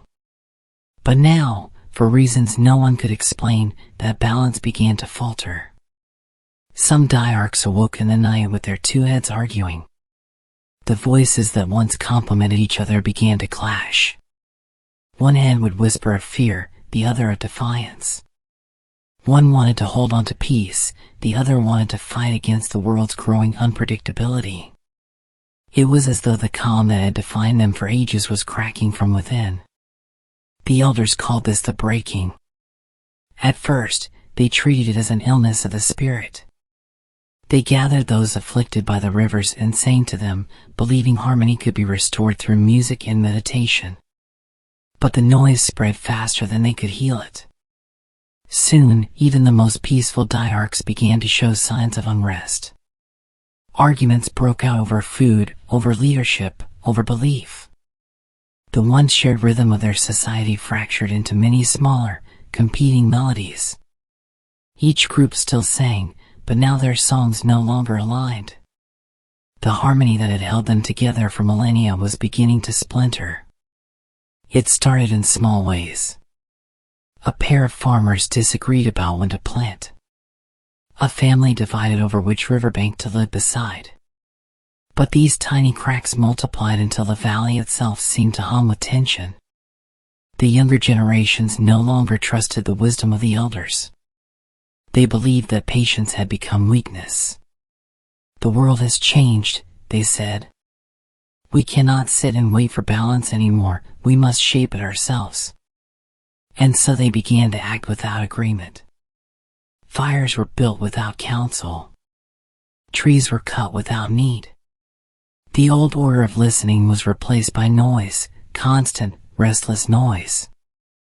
The elders met one final time beside the ancient river. They sat in silence as the wind stirred the dust around them. The oldest among them, her skin the color of the earth and her 2 faces marked by time, spoke softly. When one head forgets to listen, the other becomes lost. The same is true for our people. But her warning fell upon weary hearts. The Dyarchs were changing faster than they could understand. Some left the valley altogether, seeking new lands that might still hold balance. Others stayed and hardened themselves against their neighbors. The unity that had once defined them was dissolving like clay in the rain. Greed, a word that had once meant nothing to them, began to take shape. It started when food grew scarce. For the first time in memory, the harvests failed. The once rich fields produced little but dust. The Dyarchs who lived near the mountains began to hoard their grains, refusing to share with those in the lower plains. The sharing fires, once symbols of trust, burned lower each night. Where there had been laughter, there was now suspicion. Every gesture once made in peace was now measured and doubted. The change did not happen overnight. It crept slowly, like dusk turning to night. The Dyarchs still gathered at festivals, still sang their twin songs, but the joy was gone. Their melodies carried sadness, and their dances felt like memory rather than celebration. They spoke more of the past than of the future. They began to carve fewer monuments and build fewer towers. The great flame towers that once guided travelers home were left untended, their fires dimming under the wind. Some said the breath itself, the invisible rhythm that connected all living things, had grown tired of them. The noise within the Dyarchs' minds became unbearable. There were those whose 2 heads stopped speaking altogether, one falling into silence while the other raged. These Dyarchs wandered away, driven mad by the imbalance inside them. Others took sides within their own bodies, one head believing in peace, the other demanding more. It was said that during this time, one could walk through the valley and hear arguments not between people, but between halves of the same being. The harmony that had once made them unique now became their greatest torment. Then came the hunger. The land that had once fed them turned against them. Rivers dried into lines of dust. The animals they once hunted moved south, chasing greener pastures. The fruit trees bore no blossoms, their branches heavy with silence. The Dyarchs began to fight for what little remained. They had no weapons forged for war, so they used what they had, tools meant for farming and building, turned suddenly into instruments of destruction. The earth that had once echoed with song now trembled with conflict. It was a slow unraveling. Families split apart. Settlements that had stood for centuries were abandoned. Some Dyarchs moved toward the forests in search of food. Others went to the mountains, hoping to find safety and height. The valley that had once been the cradle of their peace became a ghost land, littered with broken pottery, fallen stones, and the ashes of forgotten fires. Those who remained grew harder, quieter. Their songs fell silent. The air itself felt heavier, filled with the unspoken grief of a people who had lost their way. A few still tried to heal what was broken. Among them was a Dyarch named Nellen, whose 2 heads were said to argue only in whispers, never in anger. She gathered those who still believed in balance and led them into the heart of the old forest. There, beneath the ancient trees, they built small shelters and reignited the sacred fires. Nellen taught that the only way to survive was to return to silence. The world will not listen to noise, she said. Only to calm. For a time, her people found peace again. But it was fragile. The forest could not feed them forever, and the outside world was growing colder with each passing year. In the plains, a new kind of Dyarch was emerging, one who thrived on conflict. Their 2 minds worked not in harmony but in competition, sharpening each other's cunning. These Dyarchs saw themselves as the strong ones, the survivors. They learned to hunt ruthlessly, to take by force what they could not earn. To them, unity was weakness, and patience was death.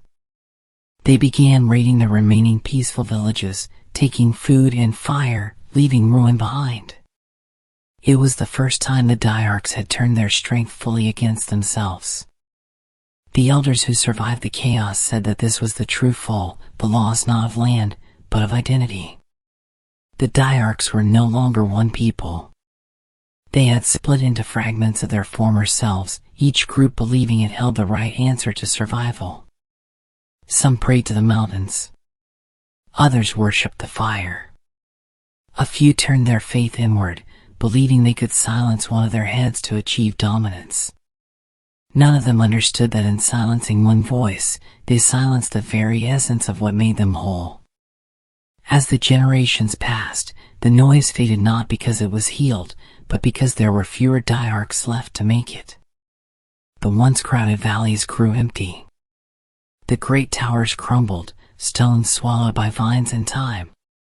The wind moved freely again through the ruins, carrying with it faint echoes of twin voices that had once sung to the stars. The forest where Nellen's followers had hidden still stood, but even there, their fires burned low. They spoke softly now, their songs little more than whispers. "We are fading," Nellen said one night as the flames flickered weakly before her. Both her heads turned toward each other and smiled. "But balance will remember us." And perhaps it did. For long after their disappearance, the earth itself seemed to carry traces of them. Travelers who came to the valley centuries later found strange patterns in the soil, twin circles carved deep into the rock, as though made by hands no human could have drawn. Some said the Dyarchs had become one with the world they had loved, their dual minds merging into the rhythm of nature once more. Others said they had destroyed themselves entirely, leaving only stories behind. But the truth is quieter. The Dyarchs were never truly gone. Every human being born after them carries a faint echo of their gift, the whisper of two voices inside one mind. One that thinks, and one that feels. One that pushes forward, and one that pulls back. The Dyarchs may have fallen, but their balance lives on within us, reminding us that we too are capable of breaking if we stop listening to ourselves. Their world ended not with fire or flood, but with silence, the silence that follows when both voices have grown too tired to speak. The valley sleeps now, peaceful again, as if forgiving. The wind still hums softly through the broken stones, and sometimes, when the night is still and the stars are bright, the air carries a faint sound, two tones blending as one, the final echo of a people who once lived in perfect harmony. The land was quiet for many years after the noise faded. The once lively valleys lay empty, covered in mist that drifted over the remains of homes now swallowed by vines and soil. The towers that had once held firelight stood like broken teeth in the distance, their tops fallen and their carvings worn smooth by rain. But silence never lasts forever. The world itself began to move again. The mountains groaned, rivers cut new paths, and far away to the north, a cold wind began to spread across the earth like a slow breath. The Dyarchs were gone, but the world was changing once more. No one knows when the first invaders came. Some say they were not Dyarchs at all but another kind of creature, smaller, faster, and single-headed. They had wandered down from the highlands, driven by hunger and the spreading cold. They found the valley rich in stone and clay, the ruins of Dyarch settlements still strong enough to shelter them from the wind. The newcomers explored these strange places, finding carvings and statues of two-headed beings looking peacefully toward the sky. They did not understand what they saw. To them, these images were both wondrous and terrifying.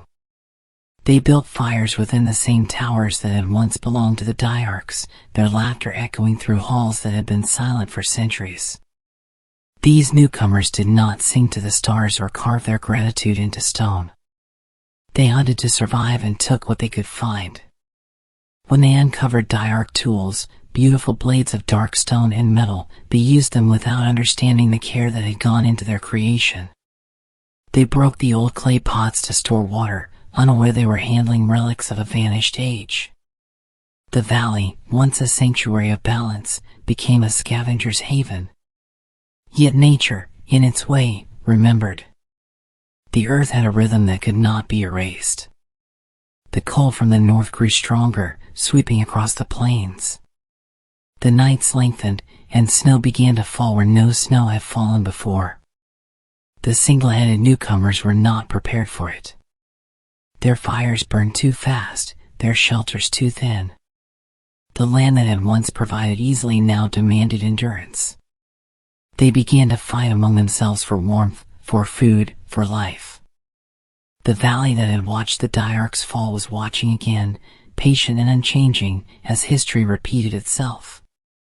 And it was not only the cold that challenged the survivors. Great beasts migrated south in search of warmth, creatures with long tusks and thick fur, wolves that hunted in packs, and birds of prey larger than any that came after. The balance of life shifted once more, but there were no Dyarchs left to interpret the signs or sing to the storms. The world was learning to exist without them, and it seemed to move clumsily, without direction. The Dyarchs' absence left more than silence, it left confusion. The wind that once carried their twin songs now howled without melody. The rivers flowed without blessing. Even the stars seemed dimmer, as if mourning the loss of the only beings who had truly understood their rhythm. But the earth, ever patient, began to shape new life in the space they had left behind. From the survivors of the northern tribes, new generations arose, smaller, less graceful, but strong in will. They had only one head, but within their minds stirred faint echoes of something older. They dreamed of voices whispering softly in pairs. They felt emotions they could not name, guilt, wonder, compassion. No one taught them these feelings, they simply were. In the centuries that followed, the cold deepened. The ice crept southward, swallowing forests and rivers. Many creatures vanished, but some adapted. The single-headed beings learned to use fire not just for warmth but for protection. They painted on cave walls, lines, circles, and symbols that strangely resembled those carved by the Dyarchs long before. Perhaps it was coincidence. Or perhaps, deep in their memory, something of the Dyarchs still lingered, guiding their hands. There are stories told among certain tribes, even in distant ages, of ancient visitors with two faces who taught their ancestors the ways of peace. These stories speak of beings who came from the sky, glowing like fire, their voices calm and double-toned. They stayed for a time, teaching people how to live with the earth rather than against it, then disappeared into the wind. The storytellers call them the twin spirits or the double-souled ones. They say these beings will return when humanity forgets how to listen. Meanwhile, the valley lay buried in snow. The towers cracked and collapsed under the weight of ice. Centuries passed, and when the ice finally melted, the world that emerged was not the same. The animals were smaller, the rivers had moved, and the single-headed humans had spread far across the land. But beneath the layers of time, the bones of the Dyarchs still slept. Fossilized skulls with twin cavities lay hidden in rock, waiting for eyes curious enough to find them again. And someday, they did. Ages later, explorers stumbled upon the ruins. They unearthed strange bones unlike any they had seen, one spine, two skulls. At first, they dismissed them as mutations, oddities of nature. But as more were found, the mystery grew. Who were these creatures? How did they live? What kind of world had they built? The answers lay scattered among fragments of tools, carvings, and fire pits still marked with ash. Though the explorers could not understand their songs or stories, they felt something when they stood in that valley. The air seemed heavier, charged with memory. Some swore they could hear faint murmuring at night, the sound of two voices whispering in unison. The scholars who studied the fossils gave them a name, Bicephalus sapiens, the two-headed wise ones. They wrote theories and papers, each trying to explain how such creatures could have existed. But no theory captured the truth. None could describe the way the Dyarchs had lived, in harmony with themselves and the world around them. The scientists saw bones, but the valley remembered hearts. Time moved on. The world filled with noise again, machines, cities, voices shouting over each other. Yet sometimes, in quiet moments, humans still felt the echo of their ancestors' balance. A child would sit beside a river and find comfort in its sound. A woman would hesitate before making a choice, hearing two thoughts inside her head, weighing them carefully. A man would wake from a dream feeling that someone had spoken to him in perfect agreement, though he could not remember the words. The Dyarchs were gone, but their spirit had found a new form. The ancient struggle they once faced, between peace and pride, harmony and control, lives on in us. Every human carries the same choice they once made, to listen or to dominate, to live with the world or to rule it. We are their continuation, their echo in flesh and thought. The earth they love still watches, waiting to see which path we will choose. In some forgotten corners of the world, there are still traces of them. Stone carvings half buried in the earth, showing twin faces joined by a single body. Songs pass through generations that hum in two tones, their meanings long lost but their rhythm strangely familiar. Even in dreams, they sometimes appear, two-headed figures standing in twilight, watching silently as time flows on. They do not speak, but their presence feels kind, as if reminding us of something we once knew. When the wind moves across certain valleys, carrying both high and low notes at once, some say it is their voice returning. A reminder that balance is not a gift but a task, one that must be renewed in every generation. Perhaps the Dyarchs did not vanish. Perhaps they became the breath between thought and emotion, the quiet space in which decisions are made.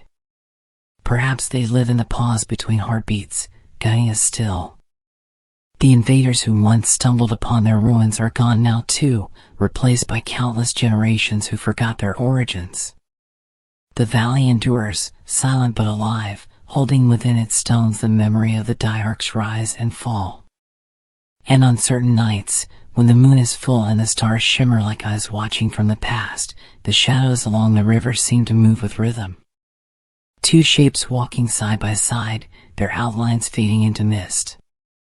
The Dyarchs, it seems, still walk when the world grows quiet enough to listen. The cold had passed, the ice had melted, and new life returned to the earth, but something about the world felt different. The valleys that had once been home to the Dyarchs were covered in new green, yet the soil carried memories of fire and sorrow. The rivers ran deeper now, cutting through layers of rock that had once held their bones. The air was thick with silence, not the peaceful kind the Dyarchs had known, but the silence that follows a long argument when both sides have fallen quiet out of exhaustion. The earth itself seemed to remember what had happened there, though it had no voice to tell the story. Generations passed, and with them came new beings who had no knowledge of what had come before. They built their camps on the same riverbanks where the Dyarchs had once sung to the stars. They used the same stones to grind grain, the same caves to shelter from rain, unaware that they were living among the ghosts of a forgotten civilization. They hunted the plains, gathered fruit from the trees, and painted on the same cave walls, their hands leaving marks over the carvings of twin circles and two faces joined by a single neck. Over time, the Dyarchs faded from memory completely, their names lost, their stories turned to whispers that the wind carried into distant hills. But the earth remembers everything. One night, the sky lit with thunder again, just as it had the night the first Dyarch rose from the mud. The lightning tore across the clouds, and rain poured for days. The rivers swelled and overflowed, washing away soil and exposing things long buried. When the storm ended, the valley smelled of renewal, but beneath the fresh scent of rain lay something ancient. The bones of the Dyarchs emerged once more, gleaming pale under the morning sun. They had been waiting, silent witnesses of their own history. The new people who found the bones were frightened at first. They had never seen skulls like these, two faces joined, staring in opposite directions. They thought they had unearthed gods or monsters. They carried the skulls back to their camp, built fires, and prayed to them, believing they belonged to beings from the heavens. They placed the skulls on flat stones and left offerings of food and flowers. They did not understand that what they were honoring were the remains of a people who had once walked the same ground, who had sung to the same stars, and who had loved the world with both minds open.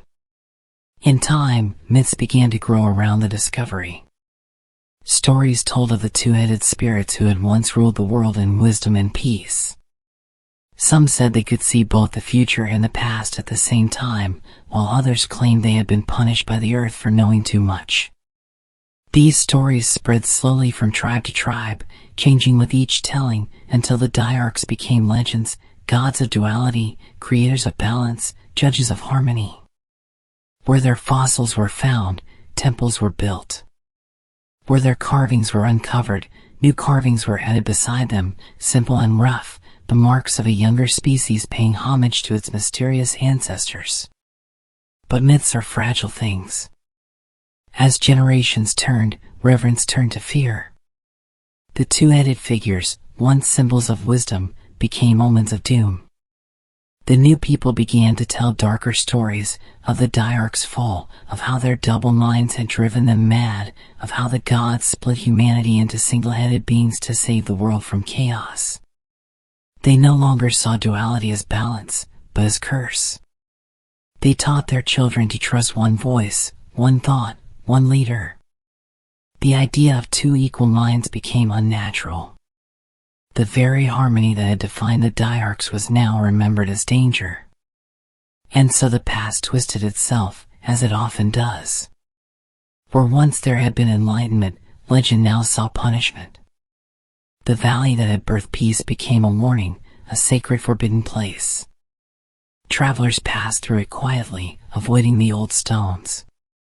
They called it the Valley of Whispers, for when the wind blew through its cliffs, it made a strange double sound, two notes rising together. Some said it was the Dyarchs calling to one another across time. Others said it was the sound of the world remembering its mistake.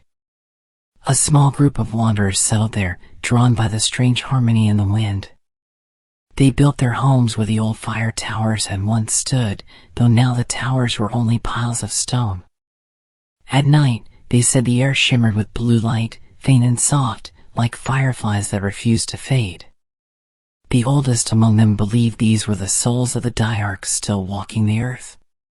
"They are watching," she would whisper to the children. "They wait for us to remember what they forgot." Years passed, and still the valley endured. The new settlers, though unaware, began to repeat the same patterns of those who came before. They found balance in quiet living. They shared food freely, settled disputes through listening, and built small fires at the center of their camps, promising to never let them go out. Without knowing it, they had revived fragments of the Dyarchs' old ways. The wisdom of that ancient race had never truly vanished, it had only gone to sleep, waiting for hearts ready to hear it again. But balance, as always, invites its opposite. Beyond the valley, other tribes were growing stronger and more restless.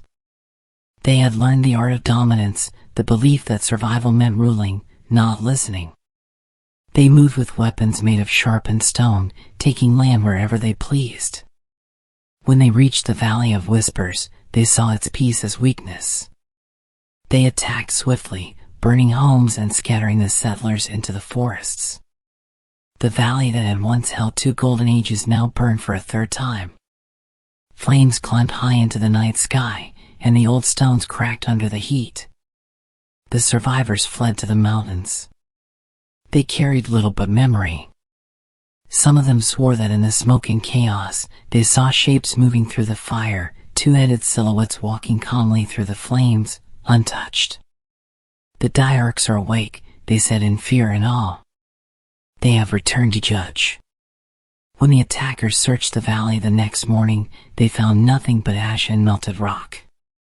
The wind had fallen silent, and for the first time in centuries, no sound came from the cliffs. The valley had gone still again, as though it had closed its eyes. Centuries passed once more. The world continued to change. Empires rose and fell, oceans shifted, and the valley slowly filled with sand. The Dyarchs' bones, their monuments, and their stories all sank beneath time. But their lesson remained, hidden deep within the minds of those who came after. Every human born since carries a shadow of their memory, the constant push and pull of two voices inside one heart. The instinct to weigh choices, to argue with oneself, to listen before acting. It is their gift to us, but we rarely recognize it. And so, when we stand at the edge of conflict and hear two opposing thoughts within, it is not weakness we feel. It is the last whisper of the Dyarchs. They taught the world that strength lies not in silence, but in conversation. Not in victory, but in balance. They died long ago, yet through us, they live. The world moves forward on the breath they left behind, the quiet rhythm between thought and feeling that keeps everything alive. In the deepest part of the old valley, under layers of soil and stone, two skulls still rest side by side, their faces turned toward each other as if in eternal dialogue. Around them lie the faint outlines of ancient carvings, half buried and faintly glowing in the dim light that seeps through cracks in the earth. The wind moves above, carrying the same melody it has sung for millions of years, a low hum that rises and falls in two tones, always together, never apart. It is the sound of memory, of balance, of voices long gone but never forgotten. And when night falls and the stars shimmer above the earth, if you listen closely enough, you might hear it, the faint murmur of two minds speaking as one, carried on the breath of time itself. The Dyarchs still walk, not in flesh, but in the spaces between our thoughts. They are the calm between arguments, the voice that says wait when the heart rushes ahead. They are the turning point between silence and speech, between darkness and dawn. They are the memory of what it means to live in harmony. The valley sleeps, but its story breathes on, hidden within every choice humanity makes. The Dyarchs are gone, and yet they remain, watching quietly from the folds of history. For as long as there are two thoughts in one mind, their legacy endures. The world they left behind is not lost, it lives within us. And perhaps, when the earth grows still again and the wind finds its voice, the Dyarchs will rise once more, walking the old paths beneath the stars, whispering to the world that balance, once found, can always return. The world had changed beyond recognition. The rivers that once curved like ribbons of silver had shifted their paths entirely, cutting through stone where forests had once stood. The mountains wore new faces, their peaks eroded and softened by centuries of wind and time. And where the Dyarchs had once walked, there were now fields, plains, and strange new creatures that bore no memory of them. The air itself seemed to have forgotten their songs. Yet, deep beneath the surface, in places untouched by sun or rain, the bones of their civilization still slept, silent, waiting, patient as ever. Long after the last Dyarch had vanished, the earth carried faint traces of their passing. Hidden beneath layers of ash and soil were fragments of their lives, broken tools, burnt clay, shattered carvings. Archaeologists of the far future would find these things and marvel, wondering what kind of beings had left such marks. They would see the twin patterns etched into stone and debate their meaning, two circles joined by a single line, two faces carved on one body. Some would say it symbolized unity. Others would say it warned of division. None could agree, because the voices that once explained these things had long gone silent. The fall of the Dyarchs was not a single moment but a slow unraveling that echoed through ages. There was no final battle, no great fire to end them all at once. Instead, their civilization withered piece by piece, like leaves falling from a tree in endless autumn. Their songs faded from the air. Their monuments crumbled quietly under the weight of time. The last of them, those who had fled to the mountains or hidden in the forests, simply disappeared. Some say they turned to stone, their bodies merging with the earth they loved. Others believe they walked into the sea, following the horizon until the world took them back. Whatever truth there was, it happened without witness. And yet, something strange endured. Every time the world rebuilt itself, new creatures, new people, new thoughts, the same patterns reappeared. Across thousands of miles and thousands of years, humans began carving the same twin shapes into rock, painting dual suns on cave walls, and telling stories of two beings who once walked as one. In some myths, they were creators who gave birth to the world. In others, they were punished gods. The details changed, but the idea never died. Something deep within the human mind remembered the Dyarchs. Even in modern times, scientists and explorers came across ancient fossils and carvings in unexpected places. They found twin skulls in the Rift Valley, twin marks on mountain caves, even stories among isolated tribes that spoke of those who saw both sides. The scholars argued, as humans always do. Some said these stories were coincidence, others insisted they were memory. But the feeling that accompanied these discoveries was always the same, an eerie sense of familiarity, as though the past was whispering through the dust. One explorer, writing in his field journal after discovering a pair of fused skulls, described it this way: "When I held the bone in my hands, it felt warm, as though it still remembered thought.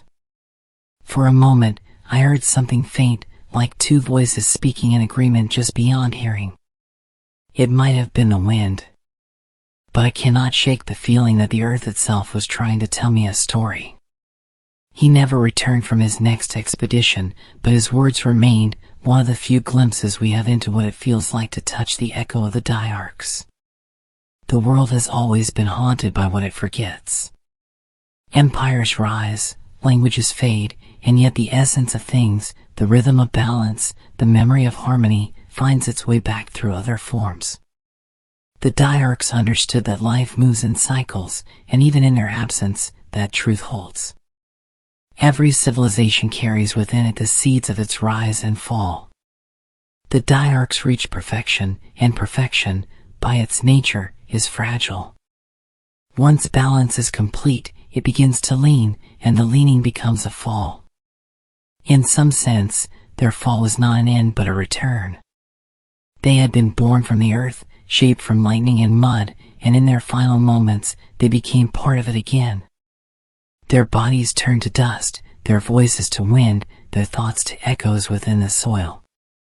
And through that transformation, they achieved what they had always sought, unity with the world. To them, perhaps, it was not death at all, but the final stage of balance. Still, the tragedy of their disappearance lingers. For thousands of years after their fall, the world struggled to find the same harmony they had once lived by. Wars broke out, greed took root, and the voice of balance grew faint. Humanity, born in the Dyarchs' shadow, learned to listen to only one thought at a time, to fight rather than weigh, to rule rather than reason. The peace the Dyarchs had built through centuries of patience was replaced by noise and chaos. Yet, even then, deep inside every human mind, something whispered. Two voices remained, faint but persistent, guiding, warning, pleading for equilibrium. There were moments, rare and brief, when people rediscovered that harmony. When artists created beauty that spoke to both heart and mind. When philosophers wrote of duality and balance. When lovers found understanding in each other's silence. In those moments, the Dyarchs lived again, not in form, but in spirit. Every time someone paused before acting, every time compassion won over anger, every time two opposing truths found peace in coexistence, the Dyarchs were there. Their fall had scattered their essence across time, embedding it in the conscience of the living. And maybe that is what they intended. Perhaps their civilization had to end so that the world could carry fragments of it forward. Perhaps the Dyarchs did not die, they transformed. They became the space between choices, the quiet reflection before speech, the unseen rhythm that keeps everything alive. In their end, they taught the greatest lesson of all, that balance is not something you find once and keep forever, it is something you must rebuild every day, in every decision, with every breath. As centuries turned to millennia, the valley where they had lived became unrecognizable. The rivers carved new paths, the mountains sank, and forests rose in their place. The stones of their towers turned to dust, scattered by rain. Only a few carvings survived, two faint faces, eroded but still watching, their eyes half closed as if in eternal meditation. At sunset, the light catches those carvings just right, and for a fleeting moment, it looks as though they are smiling. There is a saying among some of the last tribes who still remember fragments of the old myths: when you argue with yourself, you speak with your ancestors. They do not know why they say it. It has simply always been said. Perhaps they are right. Perhaps every time we wrestle with doubt, every time we hear two thoughts in our heads that do not agree, we are hearing the voices of the Dyarchs, reminding us to listen before we act. The story of their fall is not one of defeat, but of transition. The Dyarchs did not vanish into the past, they became part of the world's memory. Their wisdom became instinct, their peace became conscience. The world continues to echo their song, though few recognize the tune. Every sunrise and sunset, every inhale and exhale, every heartbeat that slows before decision, it all follows their pattern. Two forces in perfect rhythm, forever searching for balance. And somewhere, perhaps in another valley untouched by time, two shadows still walk side by side beneath the starlight. Their steps are slow, their voices soft, their faces turned toward one another. They do not need words. The world listens through them, and the wind hums in two tones as it passes between their forms. They are not gods, not ghosts, but memory itself, reminding all living things that peace begins when we learn to listen to both sides of ourselves. The Dyarchs fell, but their fall was a gift. For even in their silence, they left us the map to harmony. And though we may forget their names, their story lives on every time we choose understanding over anger, patience over fear, unity over pride. The Dyarchs' world is gone, but their balance breathes in every dawn that follows the night. The earth has not forgotten them, and neither have we, not completely. No one could ever truly say when mystery became memory, or when memory became myth. The Dyarchs had passed into legend long before the last trace of their existence disappeared from the surface of the world. Their bones, their tools, their songs, all swallowed by the earth that once listened to them. But though time erased their forms, it could not bury the wonder they left behind. Even after millions of years, the land they once walked still whispered strange stories through the wind and rain, as if reluctant to forget. There are places in the world where the ground hums at night, barely audible, just enough for those who are still to hear. Travelers who sleep near such places say they dream of two voices speaking softly in a language they do not understand, echoing from the depths of the soil. Scientists, of course, dismiss these tales as imagination or the sound of shifting rocks. Yet the hum continues, patient and persistent, as if it belongs to something deeper than science can reach. In the centuries that followed their disappearance, explorers began to find the ruins again, fragments of walls buried beneath sand, carvings that showed creatures with two heads joined by one body. At first, they were thought to be symbols of gods. Later, as bones were discovered, the realization dawned, these were not deities, but living beings, long extinct. Their skulls were strange and beautiful, with two faces fused together, both delicate and symmetrical. Some of the skulls were found perfectly preserved, their teeth still intact, their twin sockets filled with dust. Every discovery raised new questions, and every answer deepened the mystery. The Dyarchs' artifacts defy easy explanation. Some of the tools they left behind showed precision that seemed impossible for their supposed era. Their carvings displayed geometry far too advanced for primitive life. And among the most baffling finds were the patterns, repeated marks etched into stone over thousands of miles, the same twin circles linked by a single line. These markings appeared in deserts, caves, riverbeds, and mountain cliffs, as if the Dyarchs had traveled the entire world, leaving reminders of their existence in every corner. No one knows how they achieved such reach. Archaeologists studying the sites reported odd sensations. The air felt heavier around the carvings. Compass needles spun in slow, rhythmic circles.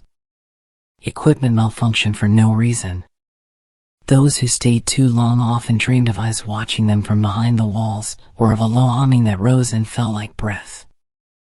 A few claimed to have heard faint singing, two harmonized tones, far away but distinct, carried on the wind. One researcher described it as the sound of the earth thinking.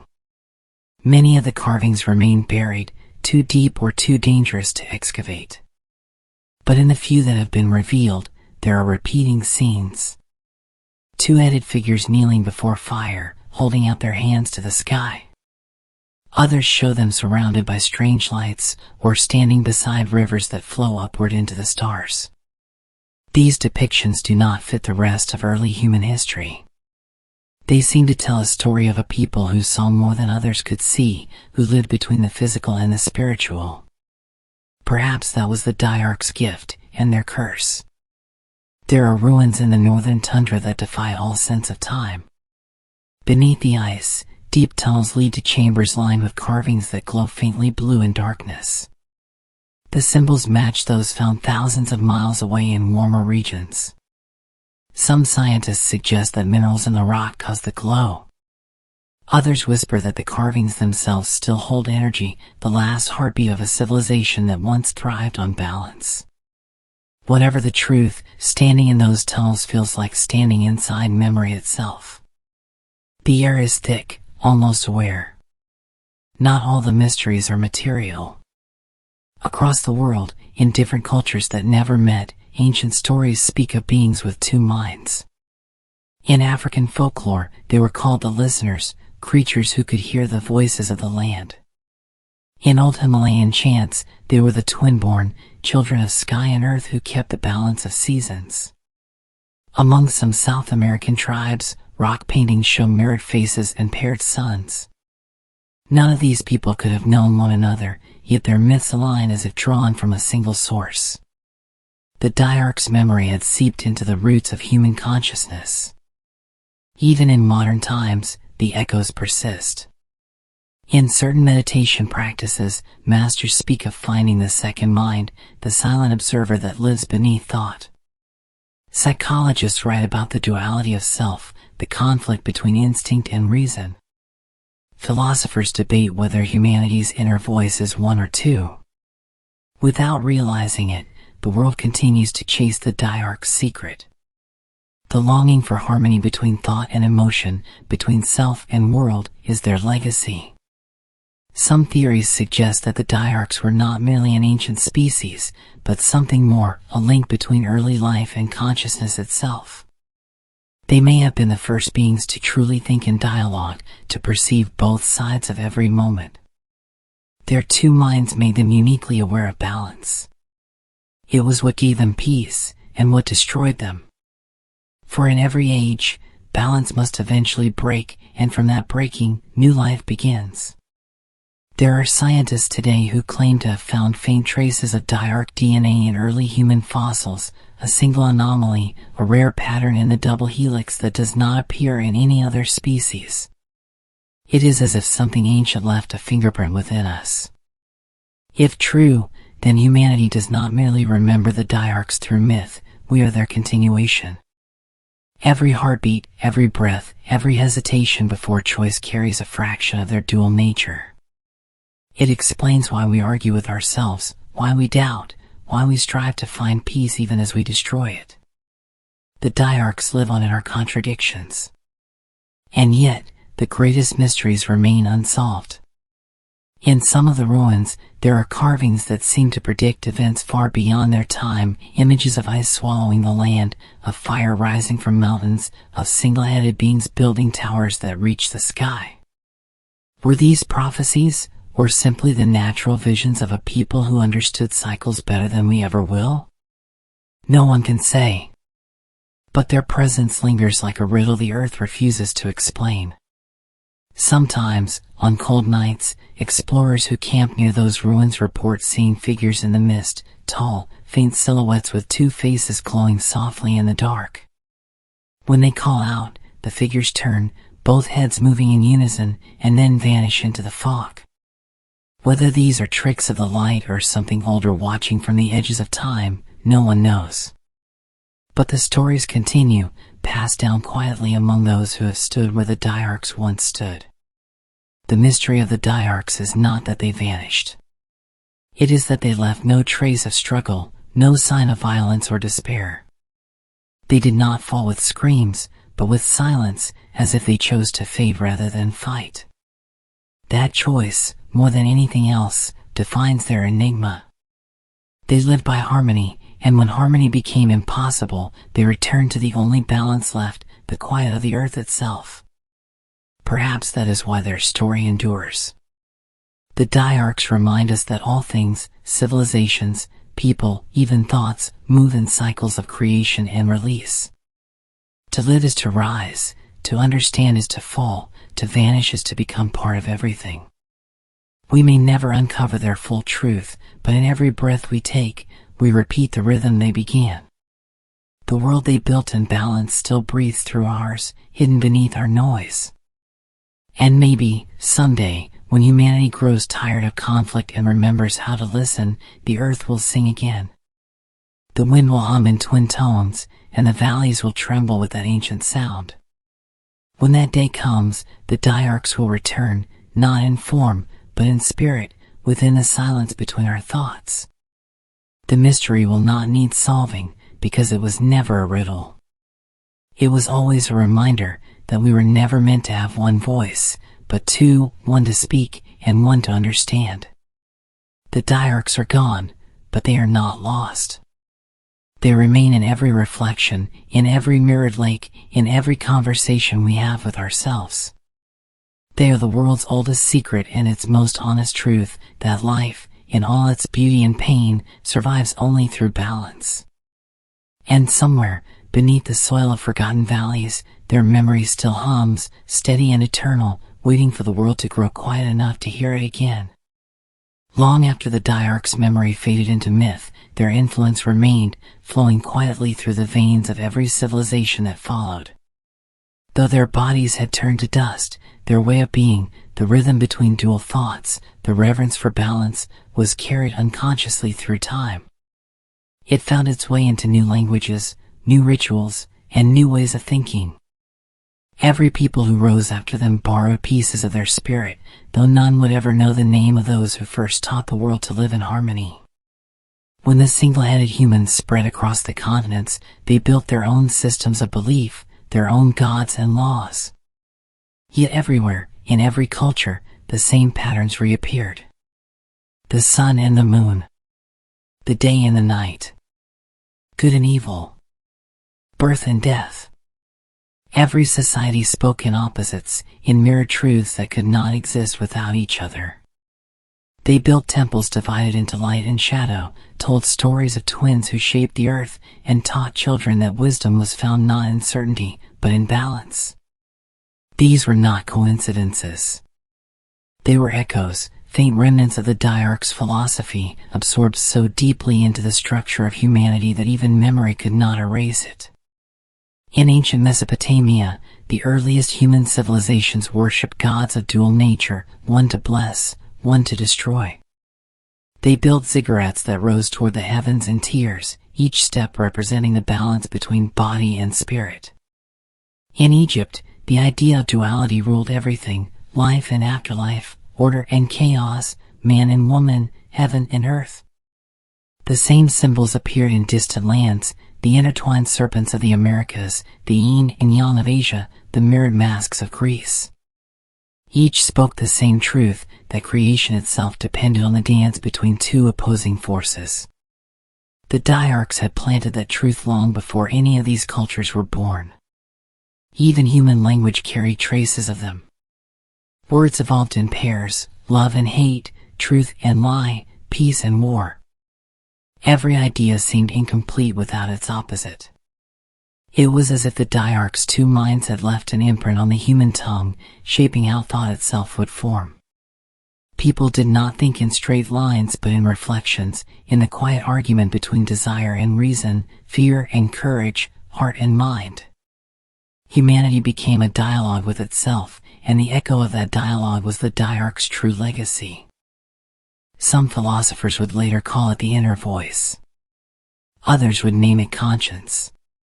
Religions would turn it into the struggle between light and darkness, between God and the tempter. But beneath the names and symbols, the meaning remained the same.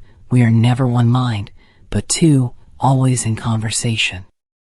The Dyarchs had lived that truth in flesh, humanity carried it forward in spirit. As human civilization grew, so too did its imbalance. Cities rose, empires conquered, and the old harmony between nature and being began to strain. The more the world advanced, the louder its single voice became, commanding, ambitious, impatient. The second voice, the quiet one that listened and waited, began to fade. Humanity forgot that both were needed. The Dyarchs had fallen for the same reason, and now their descendants were walking the same path, repeating history written in the rhythm of their blood. Still, the remnants of their wisdom resurfaced again and again, as if refusing to die. In ancient philosophy, thinkers spoke of the dual nature of the soul. In mystic traditions, seekers meditated to find the second silence, the moment when both voices within align. Even modern science would later uncover the same truth through the study of the human brain, two hemispheres, each perceiving the world differently, yet joined as one. One sees reason, the other sees feeling. Two halves working together in fragile unity.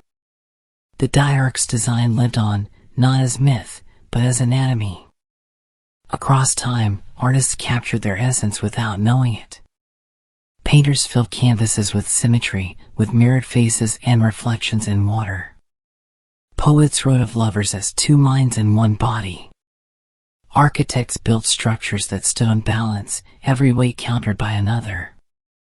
Even music, perhaps the closest link to the Dyarchs' own songs, was built on harmony between two notes, two rhythms, two tones rising and falling together. The Dyarchs had once sung to keep the world alive, and their descendants still sang, though now they called it art. There were those who remembered faint fragments of the old knowledge. Monks in distant mountains spoke of ancient teachers with two faces who once walked the earth. They said these beings had not died, but had retreated into the folds of time, waiting for humanity to mature enough to hear them again. When we learn to listen without fear, the monks whispered, the twin voices will return. Others dismissed these stories as folklore. But even in skepticism, the legend persisted. In the modern age, as humans reached farther into the stars, the pattern continued. Technology connected minds across the world, recreating the duality of the Dyarchs in digital form, one network, billions of voices, all speaking and listening at once. The dream of unity returned, though in a different language. For every step humanity took forward, the question of balance followed. Could we progress without losing harmony? Could we listen to the second voice again before it was too late?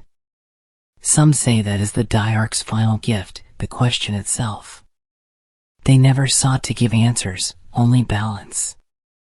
Even in death, they left the world in conversation, forcing it to weigh every choice. They became the eternal mirror of existence, every joy reflecting sorrow, every creation holding the seed of destruction, every thought followed by its shadow. Through that endless rhythm, life continues. In certain hidden valleys, far from cities and noise, ancient carvings still rest beneath moss and stone. They show two faces turned toward each other, eyes closed, lips almost touching. The wind moves gently through the ruins, humming in low harmony. Birds nest in the cracks of the old towers. The earth itself has softened their sharp edges, shaping them once more into curves of peace. It is as if the world has finally forgiven itself. At dusk, when the light fades, shadows fall across the carvings in such a way that the two faces appear to open their eyes. For a moment, it feels as if the Dyarchs are watching again, not in judgment, but in quiet understanding. Theirs is not a presence of fear but of remembrance, reminding the living that everything built on conflict will fall, and everything built on balance will endure. Their influence touches even the smallest moments. A child learning to share, a stranger pausing before anger, a parent forgiving instead of punishing. These are the Dyarchs living through humanity's smallest mercies. The world does not need to remember their name to feel their wisdom. It exists in the instinct to seek calm after storm, to rebuild after ruin, to speak and then to listen. The Dyarchs' civilization is gone, but their balance has never left. It flows through time like a river underground, unseen but eternal. Every civilization after them has carried a fragment of their truth. The builders of temples, the writers of scripture, the thinkers of philosophy, all borrowed from the same ancient current that began when the first Dyarch opened its two eyes. Humanity's search for peace, meaning, and self-understanding is their story continuing, retold again and again in different forms. One day, perhaps, when the noise of the modern world grows too heavy and people once again seek silence, the Dyarchs' legacy will return fully. The wind will hum in twin tones. The earth will remember its rhythm. And in the stillness between one thought and the next, humanity will hear them again, not as voices from the past, but as something within themselves. Because the Dyarchs never truly vanished. They became the balance that holds the world together. Every sunrise and sunset, every tide that comes and goes, every heartbeat that finds its calm, all carry their song. Their civilization ended, but their influence shaped everything that came after. We are their echo, their continuation, their living legacy. The Dyarchs once walked the earth, and though their footprints are gone, the path they made remains, the path of harmony between two minds, two hearts, two truths.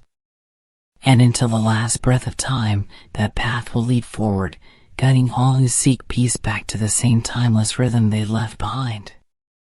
The story of the Dyarchs was not only one of rise and fall, it was also a lesson written quietly into the foundation of life itself. Long after their towers had crumbled and their voices faded, the meaning of their journey remained. Every generation that came after, whether aware or not, walked the same fragile line between harmony and destruction. The Dyarchs had learned that balance was not a gift but a practice, and the loss of that practice was what had brought them to silence. If their story survived through whispers and memory, it was to teach what happens when a people forget how to listen to both sides of their own nature. Their struggle began where all human struggles begin, with pride. The Dyarchs had built a world so peaceful and perfect that they believed it would last forever. But perfection has always been dangerous. It makes the heart forget its limits and the mind blind to its own weakness. When the Dyarchs lost humility, they lost the rhythm that had carried them through centuries. Their fall did not come from an enemy outside, but from the small cracks within, the quiet disagreements between their own two minds that grew into storms. From that weakness came disunity, and from disunity came extinction. In the quiet world that followed, their lesson lingered, that strength is not born of certainty but of balance. For every moment of joy, there must be understanding of sorrow. For every decision, the patience to consider what is unseen. The Dyarchs had lived this truth for generations, and when they abandoned it, they vanished. Humanity inherited the same pattern, repeating it in cycles, rising toward peace, then falling into chaos, learning the same lesson over and over again. Balance, the Dyarchs had once believed, was the highest form of intelligence. Not the power to conquer or to control, but the wisdom to hold two truths at once. It was their greatest gift and their greatest burden. In their last days, when their unity fractured, some among them tried to rebuild it through silence and stillness, while others tried through dominance and rule. Neither path worked, because both were one-sided. Balance was never meant to live in one hand. It needed both. Their civilization had proved that beauty without humility decays, and peace without awareness collapses. Every generation since has felt the echo of that warning. The world, in its endless rhythm, mirrors the Dyarchs' journey. It begins in unity, grows in knowledge, then forgets the cost of pride.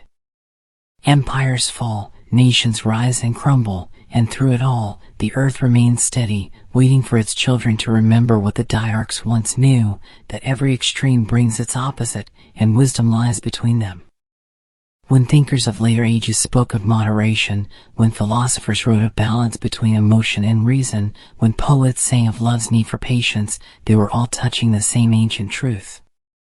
The Dyarch story had become invisible, but its meaning had not died.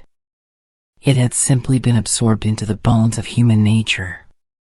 Every struggle between war and peace, greed and compassion, chaos and order is their story retold in human form.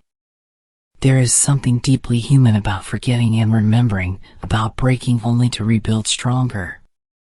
The Dyarchs' lesson was not meant to be followed perfectly but rediscovered endlessly. They were proof that knowledge alone does not protect a people from ruin, only awareness can. Awareness of limits. Awareness of change.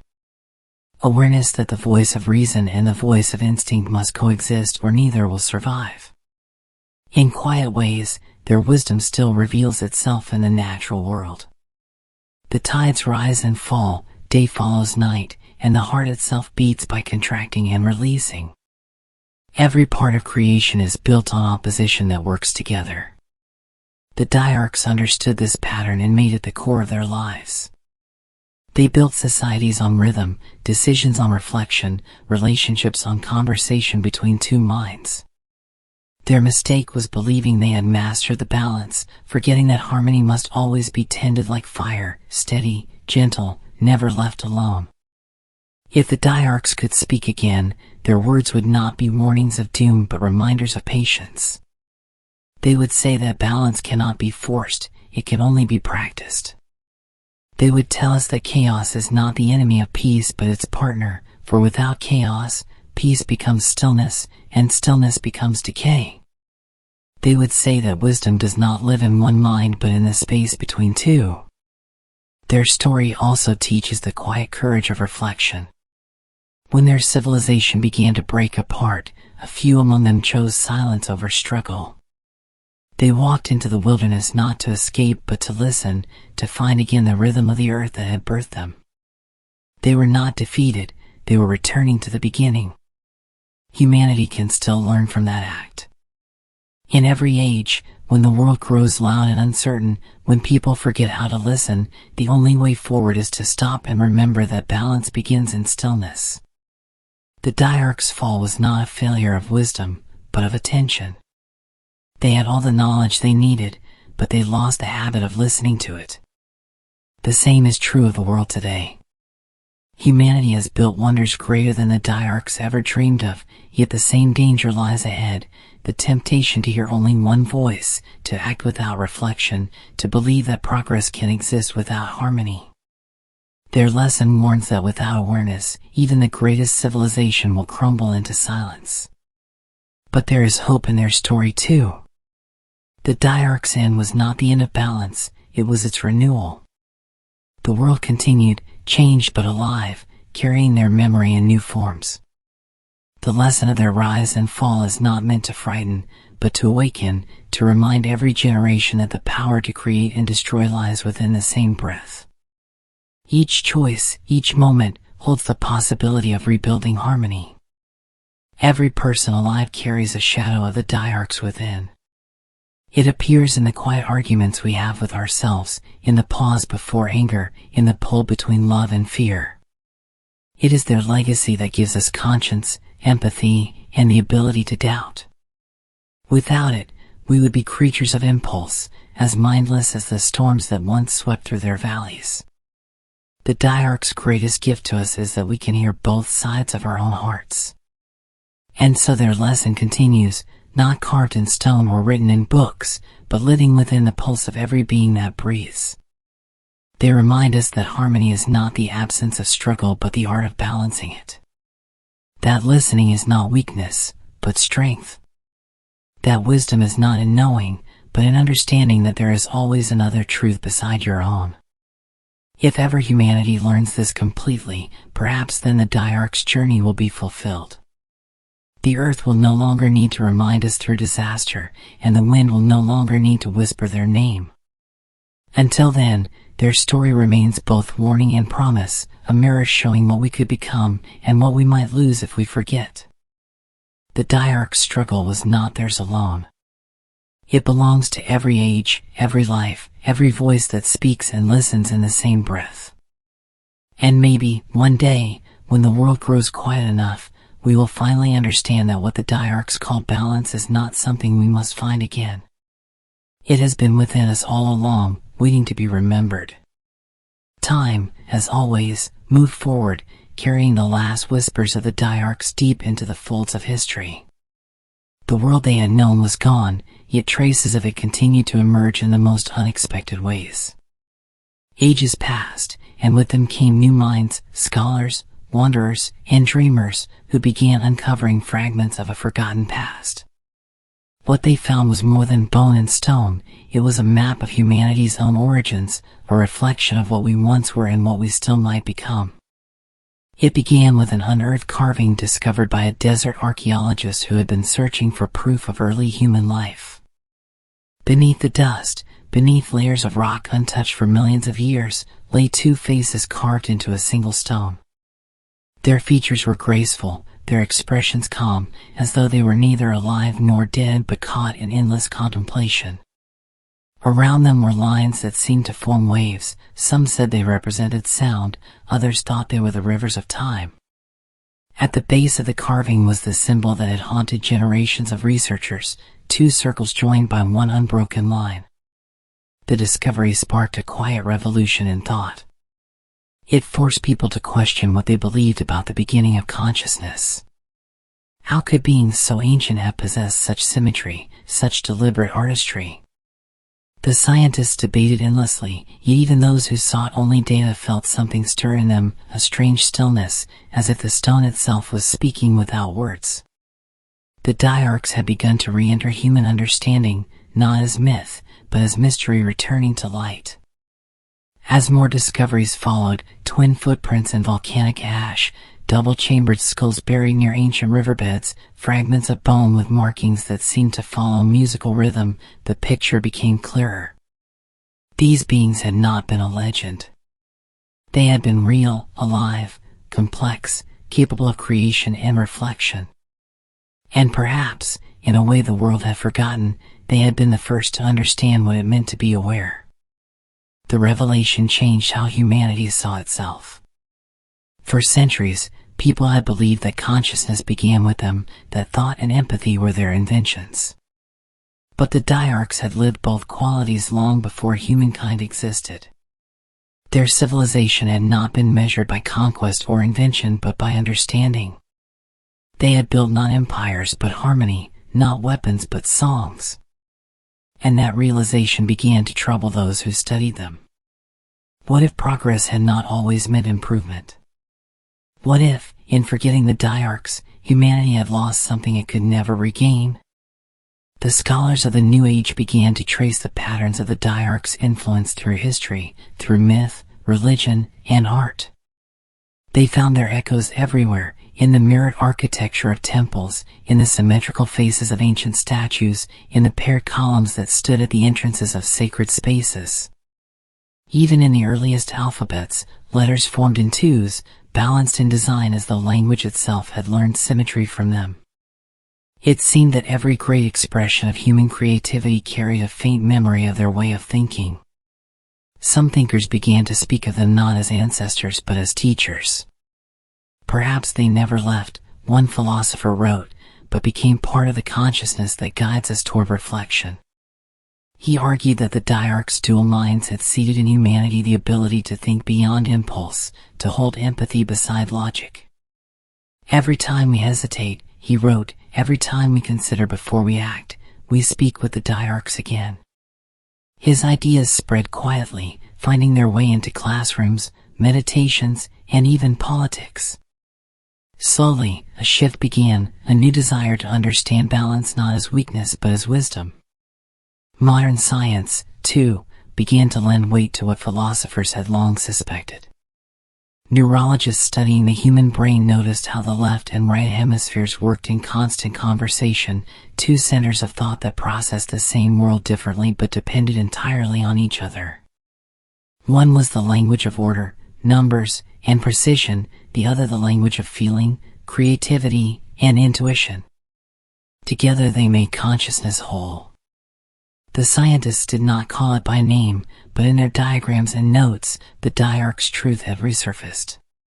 Humanity was not one mind but two, forever in dialogue, just as they had been. Archaeologists continued to uncover more evidence of the Dyarchs' world, tools carved from volcanic glass, perfectly balanced in design, clay fragments that showed scenes of daily life, not war but cooperation. In one extraordinary site, they found a ring of stones arranged in precise circles, each marked with twin symbols facing one another. The acoustics of the place were unlike anything else. When two people stood at opposite ends of the circle and spoke, their voices blended into one sound that carried across the air in perfect harmony. It was not a temple or a tomb. It was something else, a space built for understanding, a place where conversation itself became sacred. These discoveries forced humanity to look inward. The old question, what does it mean to be human, gained a new layer. To be human, it seemed, was to carry within the memory of something more balanced, more complete. The Dyarchs had lived not by division but by agreement, and in losing them, humanity had inherited only half of itself. The other half lived on quietly, in the subconscious, in the silent awareness that sometimes rises during solitude or wonder. Artists began to paint them again, not as monsters or myths, but as luminous beings walking beneath twin moons. Musicians composed symphonies with interwoven melodies, two harmonies rising and falling together, never clashing, always resolving. Writers filled libraries with stories of dual souls, twin hearts, mirrored minds. Whether they knew it or not, they were reviving the Dyarchs' song. The study of these beings became more than archaeology, it became philosophy. Universities debated not only how they lived but why they vanished. Some said it was natural decline, others a warning that perfect balance cannot exist in a world that constantly changes. Perhaps, one scholar suggested, they did not fail at all. Perhaps they evolved beyond what we can see. Her theory was met with silence. For if it were true, it meant the Dyarchs had not died, they had transformed into something the earth still holds, a kind of awareness that whispers between all living things. And maybe that is what has drawn humanity back to them. Not curiosity, but recognition. Each discovery feels less like learning something new and more like remembering something forgotten. The Dyarchs do not belong to the past, they belong to the pattern of existence itself. They are the quiet reminder that understanding is not about mastery but connection, not about knowing more but listening better. The modern world, with all its noise and speed, still holds spaces where their presence can be felt. In the hush of mountains, in the stillness before rain, in the sound of two voices harmonizing without effort. The Dyarchs have not returned because they never truly left. Their world ended, but their wisdom scattered like seeds, waiting for the right moment to grow again. And so, every new discovery, each fossil, carving, or melody, does not reveal their extinction, but their endurance. Their civilization may have turned to dust, but their consciousness flows through the same rivers and skies that surround us. Every act of kindness, every pause before judgment, every conversation that ends in understanding instead of anger is their story repeating in human form. The Dyarchs once walked the earth, and their footprints are gone. But in the way we think, the way we love, the way we seek meaning, their path continues. Perhaps this is the final revelation their rediscovery brings, not that we are their descendants, but that we are their continuation. They taught the earth to think in harmony, and the earth taught us to dream. The Dyarchs' world may be lost beneath centuries of soil and time, but their balance remains in every heartbeat that chooses peace over fear, empathy over pride, silence over noise. Some truths never vanish, they simply wait. The Dyarchs are one of those truths, breathing quietly through the spaces between our words. And as long as we are capable of reflection, as long as two thoughts still meet inside one mind, they are not gone. They are awake within us, ancient and infinite, guiding us back toward the balance they once held so gently in their twin hearts. The world turns, and what is lost always finds its way back in another form. Time does not destroy stories, it buries them like seeds, waiting for the right season to bloom again. The Dyarchs story, once whispered in darkness and forgotten by generations, began to surface once more, not as history, but as a quiet understanding that spread across minds and hearts without anyone naming it. It was not through discovery that they returned, but through reflection. The Dyarchs lived again in the spaces between thoughts, in the quiet awareness that every human carries deep inside, the moment when one question becomes two, and both are true. It began subtly, in ways most people did not notice. Artists spoke of feeling guided by something older than themselves. Scientists studying consciousness began to speak of unity rather than separation. Philosophers returned to the question that the Dyarchs had once answered so effortlessly: what does it mean to live in balance? The world had become louder than ever, yet within that noise, a hunger grew, a longing for stillness, for meaning, for connection. Humanity was, unknowingly, listening for the Dyarchs again. The rediscovery did not happen in a single moment of revelation, but in countless small awakenings. A man sitting beside a river watched his reflection ripple and understood, without words, that peace is not the absence of movement but its rhythm. A child, hearing two birds sing in harmony, felt the wonder of coexistence. A woman, torn between anger and forgiveness, chose silence and felt both emotions settle into calm. These were the Dyarchs speaking again, not from the past, but from within the present. Their voices were no longer in the air or the stones, they were in the heartbeat of humanity itself. In universities and research centers, debates about dual consciousness grew louder. Some scientists began to suggest that the human brain's two hemispheres were not simply biological structures, but ancient continuations of a deeper evolutionary intelligence, a memory of beings who once thought in pairs. Others dismissed this as poetry disguised as science. But still, the question spread. Why does every human instinctively search for harmony? Why do we feel whole only when we are understood? These were not new questions. They were as old as the Dyarchs' first song. The rediscovery of their truth did not need fossils or ruins. It unfolded through behavior, through choice, through the quiet evolution of compassion. For the first time in centuries, humanity began to value listening as much as speaking. Teachers encouraged reflection.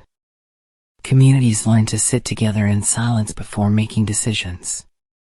Artists painted with symmetry again, and music shifted toward layered harmonies that sounded almost ancient. Without realizing it, the world was slowly returning to the rhythm it had once lost. Yet, not everything was peaceful. Just as before, the world stood at a crossroads.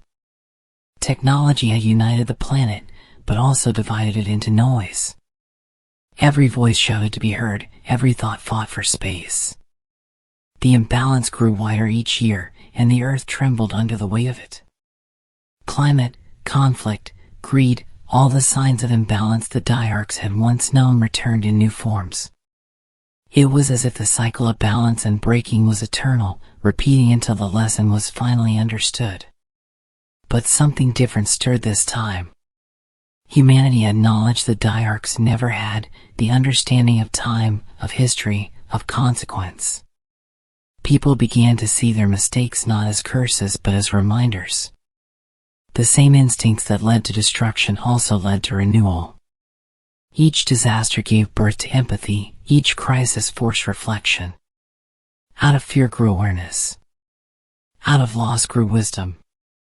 Slowly, painfully, the two voices within humanity began to listen to each other again. The earth, too, seemed to respond. The storms quieted, the forests regrew, and species thought lost began to return. It was as though the planet itself felt the change, the reawakening of its old guardians. For the Dyarchs had never truly left the world, they had only dissolved into it. The rivers carried their calm, the mountains their patience, the wind their song. Every time a breeze moved through the trees, two tones echoed faintly, high and low, in perfect harmony. The breath of the Dyarchs, still moving through time. In this new age of rediscovery, people began to gather in circles, much as the Dyarchs once had. They meant not to rule or to preach, but to listen. Each person spoke, and then another repeated their words in their own understanding. The practice spread quietly around the world. It had no name, no leader, no creed. It was simply called the listening. Those who practiced it claimed that during those moments, they felt something larger than themselves, an old warmth, a soft vibration in the air, as if two unseen minds were leaning close, approving. The listening became more than a ritual, it became a way of living. Families, communities, even nations began to adopt it. Before decisions, before anger, before judgment, listen. It seemed simple, yet it changed everything. The act of listening returned humanity to balance, just as it once had for the Dyarchs. People began to understand that peace could not be forced through laws or power, it could only grow through attention and empathy. The Dyarchs' final lesson had taken millions of years to be learned, but at last, it was being remembered. The rediscovery reached its quiet peak when a group of researchers decoding ancient vibrations from fossilized rock discovered rhythmic patterns that matched modern human heartbeats. They realized that the Earth itself still pulsed with the Dyarchs' frequency. They are not extinct, one scientist wrote in awe. They have become the rhythm of the planet. The finding was never published widely, it was too strange, too unprovable. But for those who had felt the hum in the wind or the whisper in the silence, it confirmed what they already knew. Humanity began to see itself differently, not as the ruler of the earth, but as its continuation. The arrogance of dominance gave way to the humility of belonging. People understood that the Dyarchs' story was not about ancient beings, but about the cycle of awareness itself, the rise, the fall, and the return to understanding. Each generation before had tried to separate creation from destruction, mind from heart, body from spirit. Now, for the first time in ages, those divisions began to blur again, not into confusion, but into harmony. It is said that on nights when the sky is perfectly clear and the wind is still, if you listen carefully, you can hear a faint hum coming from the valleys where the Dyarchs once walked. It is the sound of two tones woven together, steady and eternal, the first song the world ever heard. Some believe it is only wine through rock. Others know it for what it truly is, the voice of the Dyarchs, still teaching through silence. Their story ends not in ruin, but in return. The Dyarchs have become the rhythm that guides life forward, the balance between progress and preservation, knowledge and wisdom, sound and silence. Humanity, in rediscovering them, has rediscovered itself. Every breath, every heartbeat, every sunrise carries their legacy. The Dyarchs are no longer beings of the past, but the invisible harmony that connects all things. And so, the earth turns, just as it always has, singing softly to itself in the voice of two minds.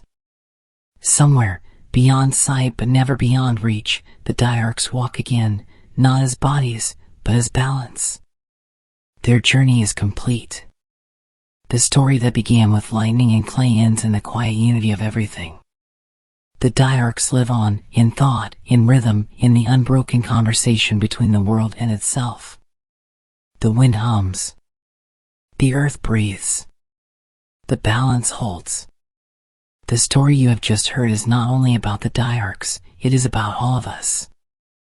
Long before our cities, our machines, and our restless need to conquer the unknown, there were beings who understood something we are still learning, that to live is to listen, and to exist in peace is to walk between two truths without fear. The Dyarchs walked that path.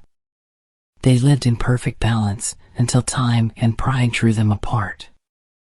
But even when their voices fell silent, the world kept their rhythm, and that rhythm still beats quietly inside every heart that remembers to pause. If you close your eyes now, you might feel it, the soft pulse beneath your thoughts, the two voices that guide every decision, one loud, one gentle. That is the Dyarchs' gift, still alive within you. It is the echo of the oldest wisdom on earth, that the mind and the soul are not meant to fight, but to sing together. As you rest tonight, let the story of the Dyarchs settle deep within you.